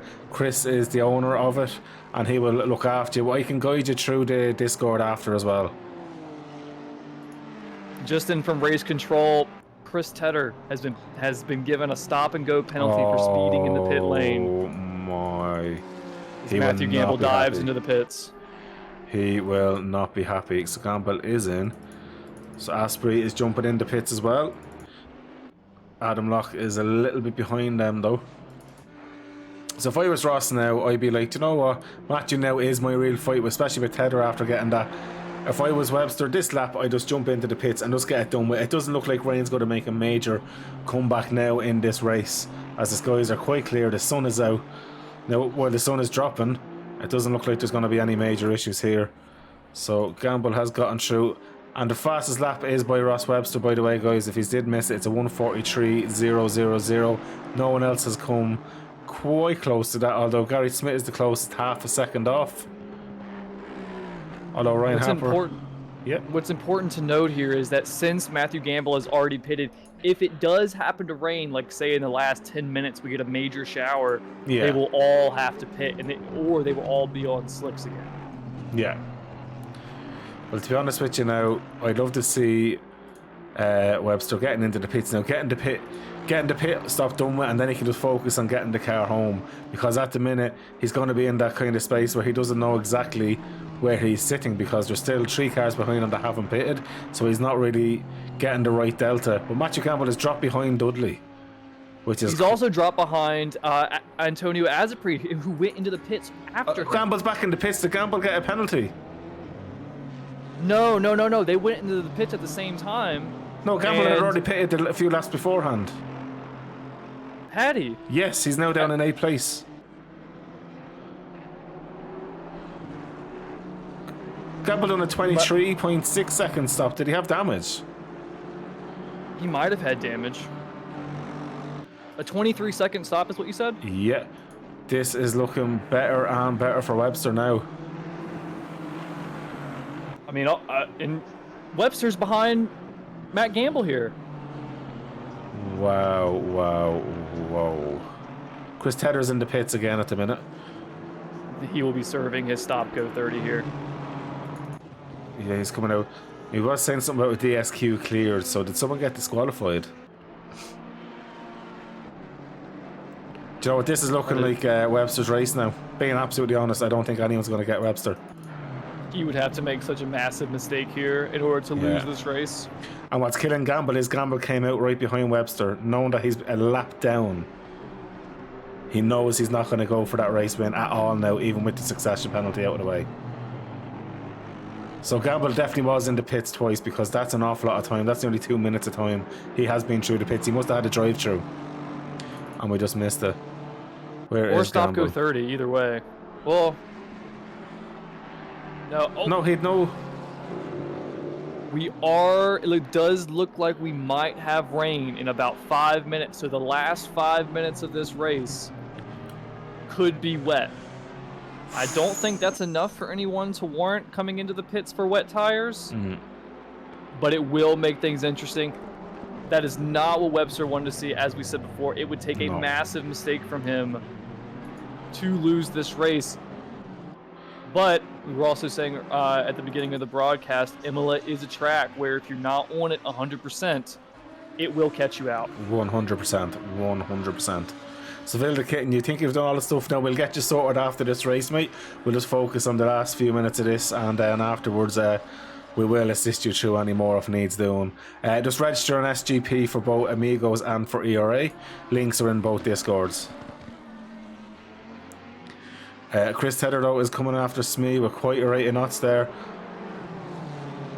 0.3 of a second off that. NSX obviously carrying a lot more straight line speed. Tedder flashing. Tedder just gets the braking wrong. I don't know whether he was put off by Smee or not there, but unfortunately for Chris, back to the drawing boards. He just needs to try and get 2 positions to be up into top 10, although it's about 12 seconds away from Ryan Harper. I don't think there's enough time to quite do that, because Ryan has been travelling at quite a good pace consistently as well. Seeing 2 of our last bit of leaders here coming to the pits now. Adam Locke in, as well as James Franklin. Remember, James Franklin does have a 10-second succession penalty. And Mike is now up into second in the Lambo. He does need to pit, but fair play to him. In that Retter as well, a car that a lot of people avoid. Not a bother to him out there. If he gets a top 5 here, he absolutely deserves 100%. Yeah. 100%. I would say he should be top 10 realistically, but we'll see. As Ross Webster's now into the pits, this is the big one. I think he's done enough to come out doing all the maths, so let's see. I think he has to. I think Mike was 60 something seconds away. I mean, Mike Derringer is going through Tosa now.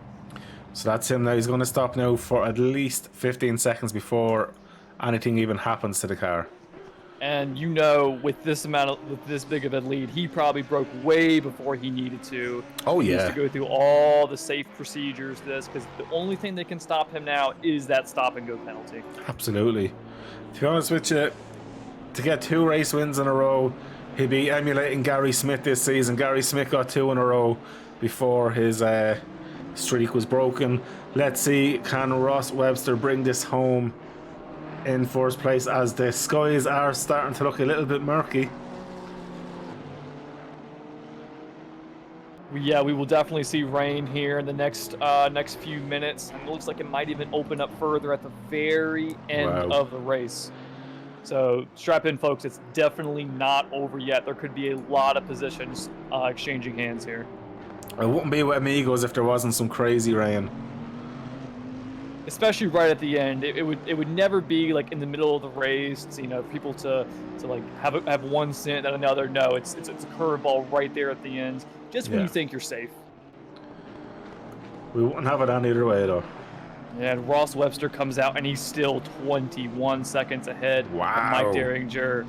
That's even after serving the success penalty. I think Mike will be lucky to stay in the top 10 realistically, looking at the gaps. But let's see.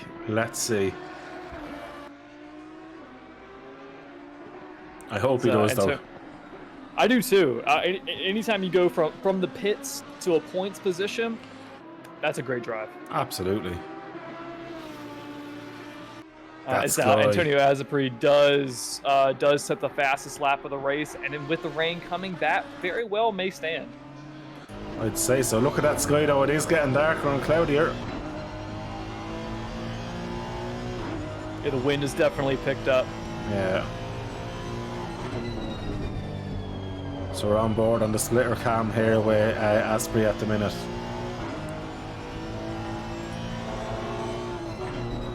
Grab the popcorn, folks, is right, because it's gonna get crazy in the next 6.5 minutes. Chris Tedder on Smee though as well. Jump onto the bonnet cam here with Chris.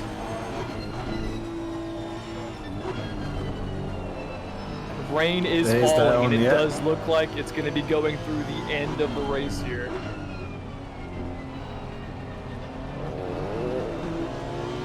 Oh, Smee and Tedder, we're on board with Tedder there. Smee lost the rear end and he's letting Tedder back by, but wow. Mike Derringer dives into the pits here. Does he go on wets? No, he'd lose too much time, wouldn't he? Yeah, he might just stay on dries because he would lose a ton of time with that 30-second tire change. Can I note one thing? Gary Smith is back up into 3rd place after having quite a few battles and being down the grid quite a bit. So that's an amazing recovery from Gary. Absolutely. That rain is coming down. Gamble up into 5th spot now. I'm curious to see what happened, Gamble. Because He was definitely in the pits twice. It didn't look like a drive-through. I wonder, did he forget to put fuel in and just do tires or something like that? It doesn't make any sense why he went in twice. I think we need to jump in after the race and try to get an interview with him. Oh, 100%. 100%. That's one of the many questions I have for the drivers here. As that rain looks like it's getting bad now. Although the track is dry enough looking still. Although it's probably at the greasy side of things now. Pit window is now closed. And that's it. Pit window is now closed. Another thing to keep in mind is, you know, we're late in the evening now, and the rain, the track and air temperature has dropped massively. You know what's wonder something? if people have their pressures right. Mike came out in 12th, but he's only 3 seconds off Tim Smee, who's only a second off Tedder for 10th. He could be game on for a bit of a last few minute battle here, depending how comfortable he is in the rain. How long was his pit? So Mike's pit stop was 32 seconds, so I think he changed tyres. I think he did. He might be on wets here. This could be the He might have taken masterstroke. the chance. Although, I'm not sure if the track is going to get quite wet enough for that to warrant it, but he'd nothing to lose. But if it works out for him, and at the minute he's sticking with the guys, this could be great. Ryan Harper's after dropping it though. Let's go back quickly to a replay on that. Coming around, did he hit the... Oh, he just lost the rear. So it is getting very, very wet out there now. Chris Hedder's after losing it as well. Whoa! And Mike's after losing it also. What has happened here? what did I tell you? With the rain coming right now and the drop in temperature, anything can happen. Wow. So Liam Smith, yeah, you can see there's proper spray coming off the tyres. The track is getting proper wet now. If Mike has gone for those wets, it could come back to him. He's all over the back of Liam. I think he did go for the wets though, I just have that feeling. Ross just needs to keep a cool head. He's 23.5 seconds clear. He's not under any pressure. He can afford to slow down a little bit and maybe lose a second a lap here for the last 2 or 3 minutes. Liam goes completely off the track there now. He just looked like he'd no brake in there. He must be finding it very, very hard. He's got no grip. The track is damp now, and Yeah. like I said, the temperatures, there's no pressure in these tires now. No. And Asprey is fighting Gary Smith for the last podium place as well in the last 2.5 minutes now, pretty much. Gary probably did not want this to happen at all, and we're getting quite dark now as well. The last podium position race, that track is definitely getting very wet. You can see where every single corner is just getting wetter and wetter, and you can see the glistening on that track there now. Glenn said his tire pressures are at 23 psi. For those who don't know, 27 is where you want to be. Yeah. I bet there are plenty of drivers struggling with that exact same thing. Yeah. Because as it's getting darker now, the temperatures are dropping, but then that rain is going to, on a slick tyre, is going to kill any temps at all, which will bring down the PSI. I think we've got about 2 laps here. If Tony is going to try to go for a move here, he's got to start trying to look for ways he can set it up. I think he just needs to keep putting the pressure on, and then last lap, that's when he needs to pick one corner, dedicate himself to it, build up the move. So I think this could be a study lap for him just to see Gary's lines. But Gary's... Ryan Harper's after losing it again. Quick replay, what happened? Sausage carb. Yeah, loses the rear then on it. And Tim Smee now up into 9th. Billy Stewart closing in. Up into 10th. Ryan is falling out of the points positions. Ryan's off again. No, he's not. He's back on. He went yellow there for a second. So Mike Digner's only 1.5 seconds off Ryan. They are struggling so hard to keep these cars on the track now. Oh, that's getting so damp. Oh, and this podium fight is now coming up behind some Oh, back Antonio's markers right on it now. 0.1 of a second. This is a drag race. Does he have the traction coming into the chicane? He's after braking a bit later than Gary. He's going to have to give Gary the room, but Gary didn't give him the room. They're after coming together. And back they go racing. This is not going to be ideal for Gary coming down to the main straight because he's going to have the NSX right on the back of him now. Adam Locke's after losing it now as well. I'm going to jump up Adam Locke. Adam Locke has really struggled and lost a big time, but we're going to stay on here as Antonio goes off and Gary gets by. There's just stuff happening everywhere now, but Antonio's stuck right with Gary and might get a bit of a better drive. He's in that toe and it's a drag race all the way down to turn 1. Ryan Harper has gone again. He's struggling big time. I'd say there's no pressure left. Mike is now up into 11th spot. 3.5 seconds off getting into the top 10 and getting a point. We've Antonio here. Antonio though, oh, Alpha Dogby, I think was getting in the way there. Antonio has not got by Gary, but still has a 3/4 of a lap to get by. Whoa. And anything can happen. Like, we see guys going off at every turn. And these are seasoned guys as well, so it's not as if it's guys that don't know what they're doing as well. These are genuinely good racers as well. That track must be so difficult. And then you imagine how cold the track is getting, so every single lap, every single corner, there's just losing pressure. As Niall Massey went off, was back on. Billy Stewart's right behind Tim Smee here. Now Mike is probably going to hope there's an accident because that'll throw him up into the points. The only thing cooler than the track right now has got to be Ross Webster. He is sitting pretty. All that work he did early in the race to build that gap and to maintain it. Now, even with the conditions the way they are, he just needs to coast. Absolutely, 100%. And he's coming around the last corner now. I'm sorry, Ross, we love you, but I can't leave this race with Antonio and Gary. It can go anyway. Yeah, I think Tony's got to try to set up. Oh, Gary dropped it! Antonio's true. Gary dropped it. There's nothing Antonio could have done there at the impact because Gary had already lost it. He kept the pressure the whole time. We're going to jump over to Mike Degner now because he's only 1.3 seconds off Smith and he was closing in. He's down to 1 second. Point spot. Yeah. 0.8 of a second. He's gaining time with every single corner. And that Lambo's going to be straighter in a straight line race. He's way quicker around the corners as well. And we're only in sector 2 here. 0.3 of a second. The only thing is, well, Tim Smee let him go by easy. He knows he's struggling. The only thing is as well, no, he's not. That Lambo is all over the back of him. So well done to Ross, John, Asprey, Gary. Unfortunately, we're staying with where the battles are because this is the last points position. And this will be epic for Mike if he gets the job done. Starting last in the pits. And he's after getting a nice move there, but nearly got put off by the other Aston. And he went onto the grass, which has not helped him at all. But he's sticking right there with Tim Smee. He still has a chance for the last corner. Smee's after getting that corner wrong though. Oh, so did Mike. They're all getting it wrong. It's just pure pressure. But Mike, though, has a better drive here now. Looks like he's going to get by Tim Smee. And that's... he has to be on wets here. I think we have to ask him if possible at the end of the race. And he's made that last corner stick. That was a drive and a half from himself there as well. So Mike's Smee ends up losing the last spot to Billy Stewart there. Yeah. Through Ravazza. He's got to be heartbroken. 9th position from the pit lane. What a job. And in the retro as well. Unbelievable race. Wow. Amazing stuff. That was absolutely top-notch race. And near the end, Amigos never fails to ever disappoint because that was mayhem. Whoa. Liam says he's gutted. Liam, I'm gutted for you because in fairness, I think both of us have stated Sky at one stage. In fairness, if you didn't have that incident to start, that could have been, a different race realistically for you. That was very, very tough. ND Motorsports, Mike's got to be the driver today. I do say driver today, but Ross, to me, absolutely deserves that all day long. 2 races in a row, and he was carrying a 15-second point succession, or second time succession penalty.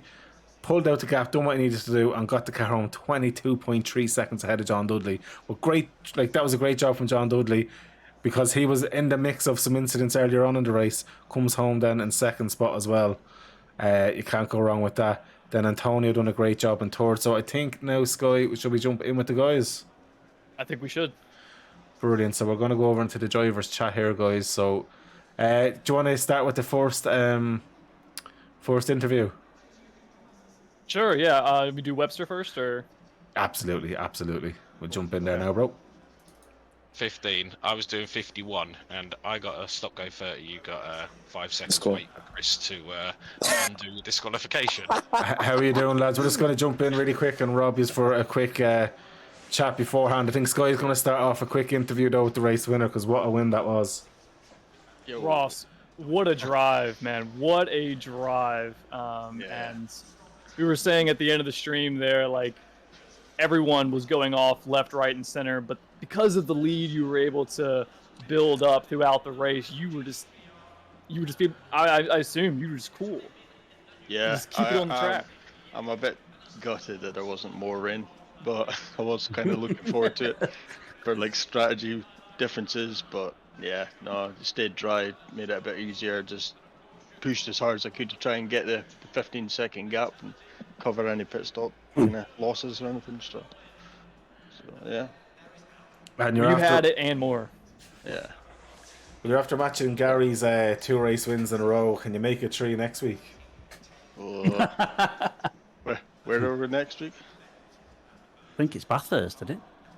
No, I think it's in. No? Is it Watkins Glen or Indianapolis? I'm not sure. Let's have a look. It's one of the American tracks. So Let's have a look. It is Watkins Glen. Oh yeah, what a I track! could give it a go. We'll see. Right. Ryan's stepping up and celebrating about now. Yeah, no. So, sorry about the contact at the first tether. No, that's right, mate. I wasn't sure. I was kind of going. I'm just going to jump on, guys. Just if you don't mind, just there with Dudley. Is he in? No, he's just gone, mate. You just missed Oh, is it. he? Ah, okay. Well, is Asprey here? No, I don't think so, but I can always pull him into a different chat. Cool. Well, then we'll be set up for a minute, but I want to actually talk with Gary Smith, because Gary, in fairness, that was still a great recovery up into 4th position, because you definitely were in an awful lot of battles today. I'd say it was a mixed race for you, was it? Or are you happy enough with it? I should have finished higher. I ended up taking tires at my pit stop. That was my mistake. I forgot to deselect them. Going into the pits, I had like 8 seconds of damage, so we're up to 38 seconds. And then coming into the pit, my fuel was off, so I had to stop at the box for about another 5 seconds to sort out an extra 3 litres of fuel or something. So I'd say I screwed myself out of about 45 seconds in total. And then at the end, Asprey then was just putting a lot of pressure on, really, and the Audi in the wet, like, I lost at the chicane on the last lap. So yeah, I was seeing that as well. Yeah. Yeah, another Imola wet bad experience for me.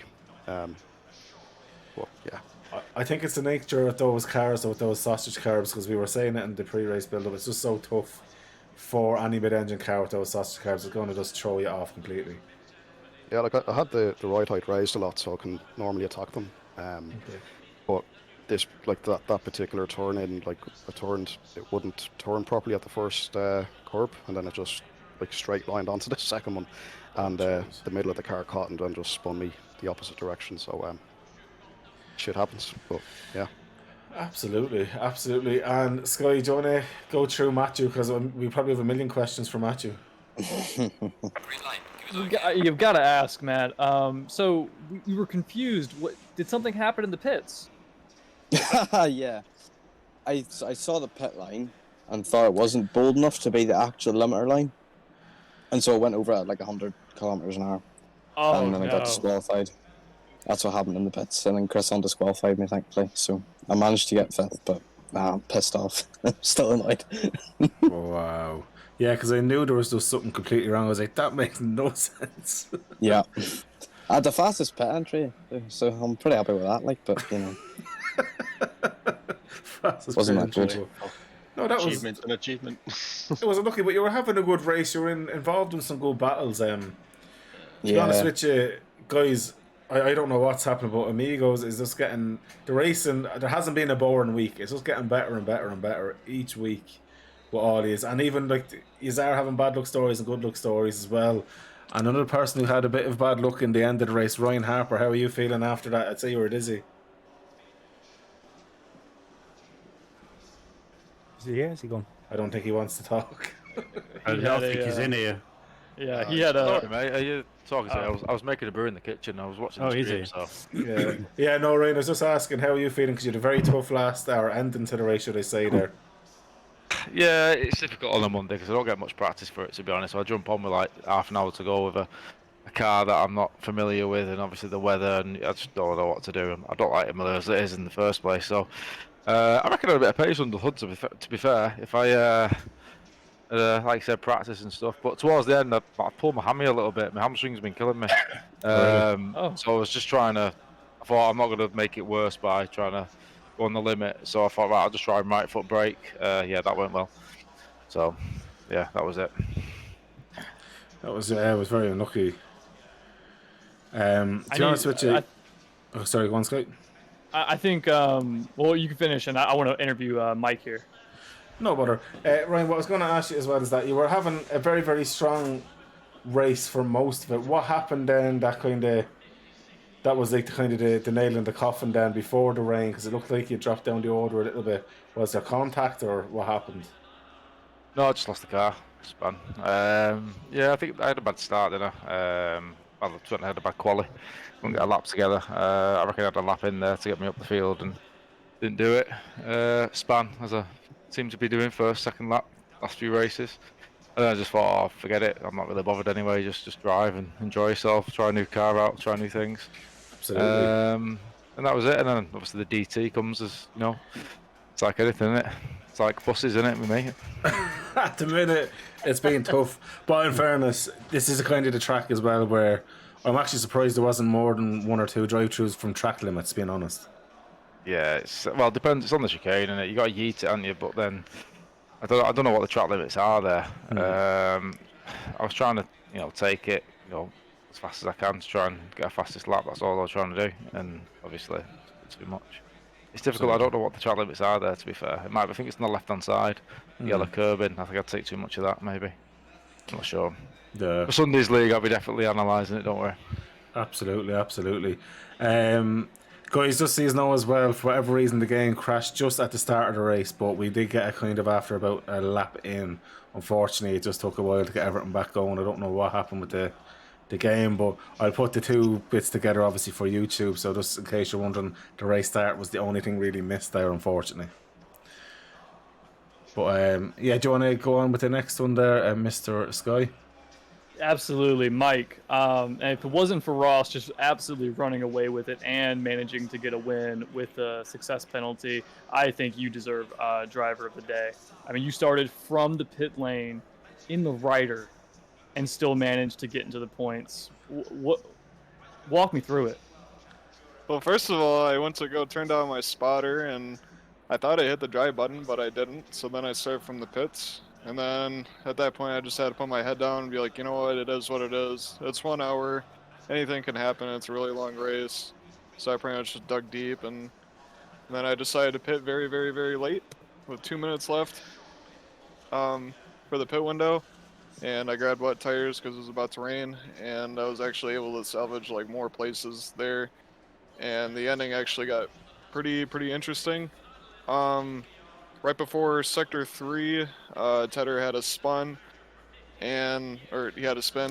so I thought he was going to keep backing up, so I went off the track, and I actually spun off too, but I managed to keep going, and I passed, I forgot who, but I passed, I think, 2 more cars after that towards the end, and it got really interesting, guys. Like, you should have saw the ending for me. Like, it was mayhem. Oh, we were watching. We were on you. We were watching. Yeah. But can I just say one thing as well, right? Ryan Harper has been my favourite person in the world for driving the M6, but I'm going to put you joint up there driving the Ratter because no one else has the balls to go with a different car other than the top 4 or 5. So fair play to you. Now, if you're in the Jag, I'd probably try Mario. You are aware it's the only car he drives. Oh, really? He's supposed to be the fastest person you know in that car. What a dude. What the fuck? Absolute Chad. What? Yeah. It's the only car he drives. If you ever see a writer in game, it's supposed to be Mike. Wow. What a dude. I'm sorry, that is deadly. What people don't realise, me and Mike DM quite a lot. And the writer is Mike's car. Yeah, Tedder, I'm not. By the way, I wasn't trying to diss either. Like, it's whatever. It's racing. Like, I don't really give a shit, to be honest. Like, whatever. Well, let's cause drama in here, Chris. How could you do that? Hey, I went to move and realised the car there, so I put my foot back on the brake. Yeah, you had a tough race as well, Chris, to be fair about it. I felt bad for you.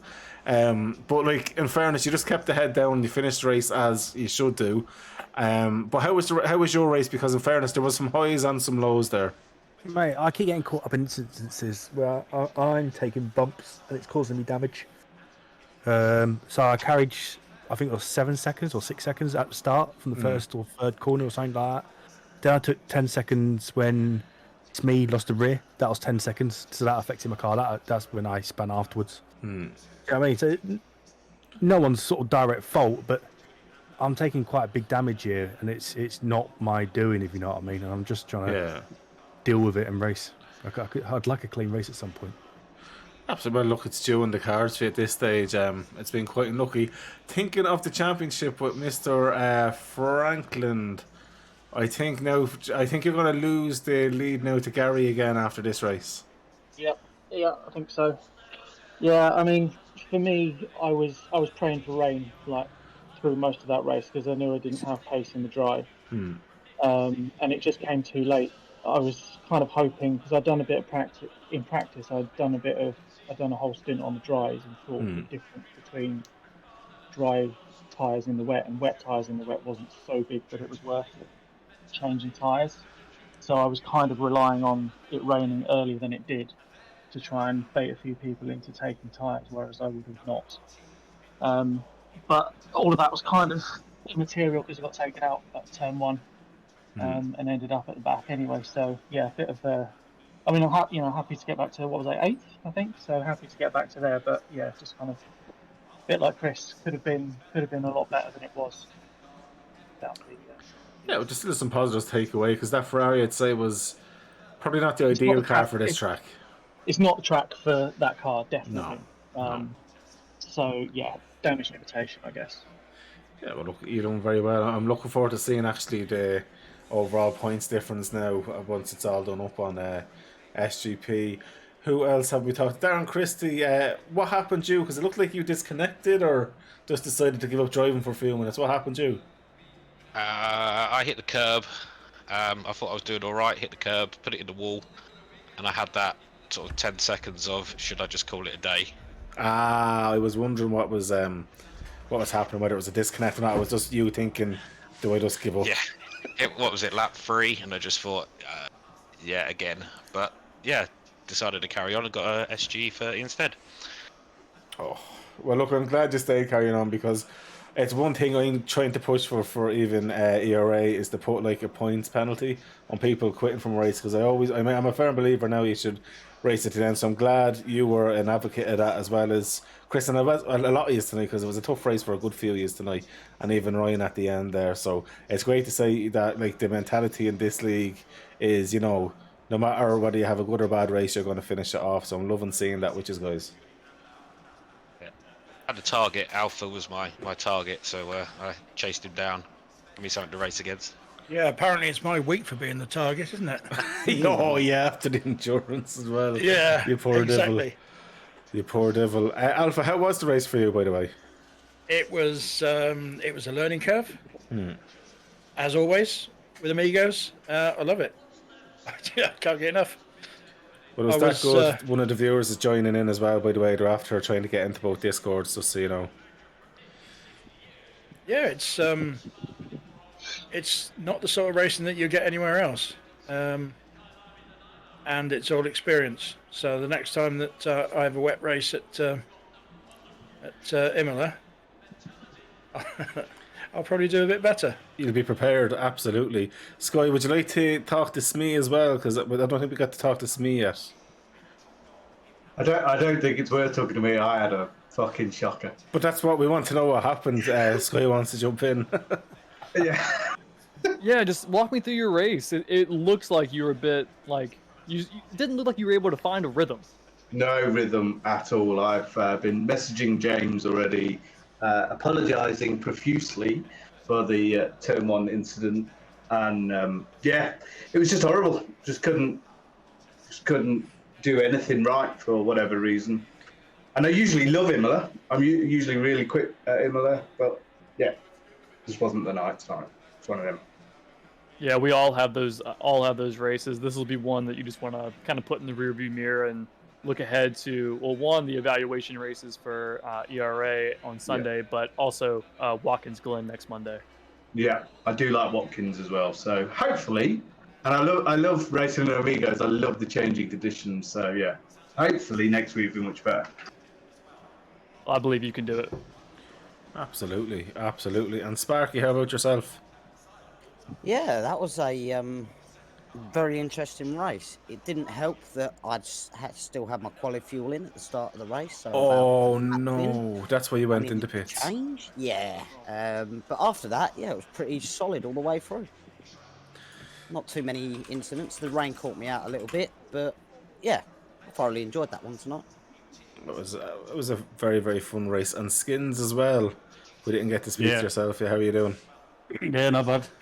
How was it for you? I'm happy with what I got. I mean, I was quite fortunate the Bentley span on the last lap, or so the second to last lap, which gave me a position. But tough race for me. It's not a good track of mine. So I'm happy with where I ended up.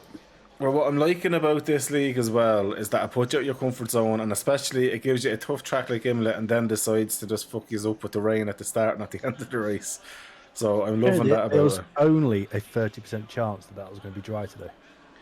Well, I say dry for most of it, in fairness. And Adam as well. We're just going to jump on with Adam. Adam, how was that for you? That was definitely a mixed one for you. Oh, it was not good. Lap 5 got rear-ended it. And spun round, and then I had half decent pace in the dry, but in the wet, the Bentley was just a handful in the wet. I was on slicks, but yeah, it was just awful. Wow. Yeah, sure. Look, I really thought the Bentley would have been grand around here, but I think at the end of the day, the racing has been so close as well. It's just been, I think it's very tough in a racing that close with all the different kinds of, like with the likes of having the Ferrari out there and the slower one, but the Bentley should have been probably super fast, but you were racing that hard with the guys, it was just unfortunate, and maybe setup as well mightn't have helped you. I think it was the damage after lap 5, because once I got a bit of clear air, and I was able to do 44s constant, lap after lap after lap after lap till the rain came, and then I just lost it in the first bit of rain, and then lost it again the second bit of rain. So yeah, it just, like everyone else, just wasn't a great race. Absolutely. And Sky, is there anything else you'd like to say to the guys? It was a fantastic race, guys. Thank you so much for putting on a great show. It's a pleasure to commentate when you guys race like this. Absolutely. Thanks, lads. Thanks. Great stream again. Well, you won't say that when you see the first lap missing, but anyway. that'll be definitely patched for YouTube. But yeah, guys, honestly, I'm just going to go out and close off the stream. Sky, thank you so much for jumping into last minute and adding an amazing commentary onto Amigos as well. You're a great addition to the comments. Hopefully I'll try rob you as much as I can. You've done amazing. And guys, as always, thanks for the great racing, and I'm looking forward to see you all in Watkins. Yeah, cheers, Cole. Thanks, man. Right, so guys, there you have it. Now, unfortunately, this stream is in 2 parts on Twitch because there was technical difficulties at literally the start of the race. It could have happened through practice, but no, had to happen right at the start of the race. But we'll patch that up. We'll put them both on then together onto YouTube, and it'll be there on my YouTube page to watch anytime, guys. We really hope you've enjoyed the stream and enjoyed the racing. Next week we are in Watkins Glen. My next stream myself is on Wednesday with ERC for Formula 1, which I'm really looking forward to. And then we have a break up until Amigos next Monday at Watkins Glen. And the week after that then is going to be the start back of ERA. And the Sunday night racing is going to be epic.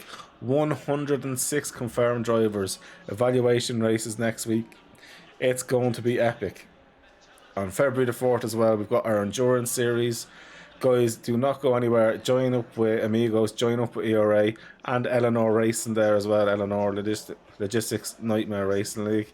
They're a phenomenal group of guys in South Africa as well. I'd like to thank SimGP for giving us some amazing servers to be running these races on. Grid Finder for all they do for the sim race community as a whole, should I say. And we will see you all again, same bat channel next week on Monday for Amigos round 6, I think it is. So guys, thank you so much and have a lovely evening, and as always, take a ham and cheesy.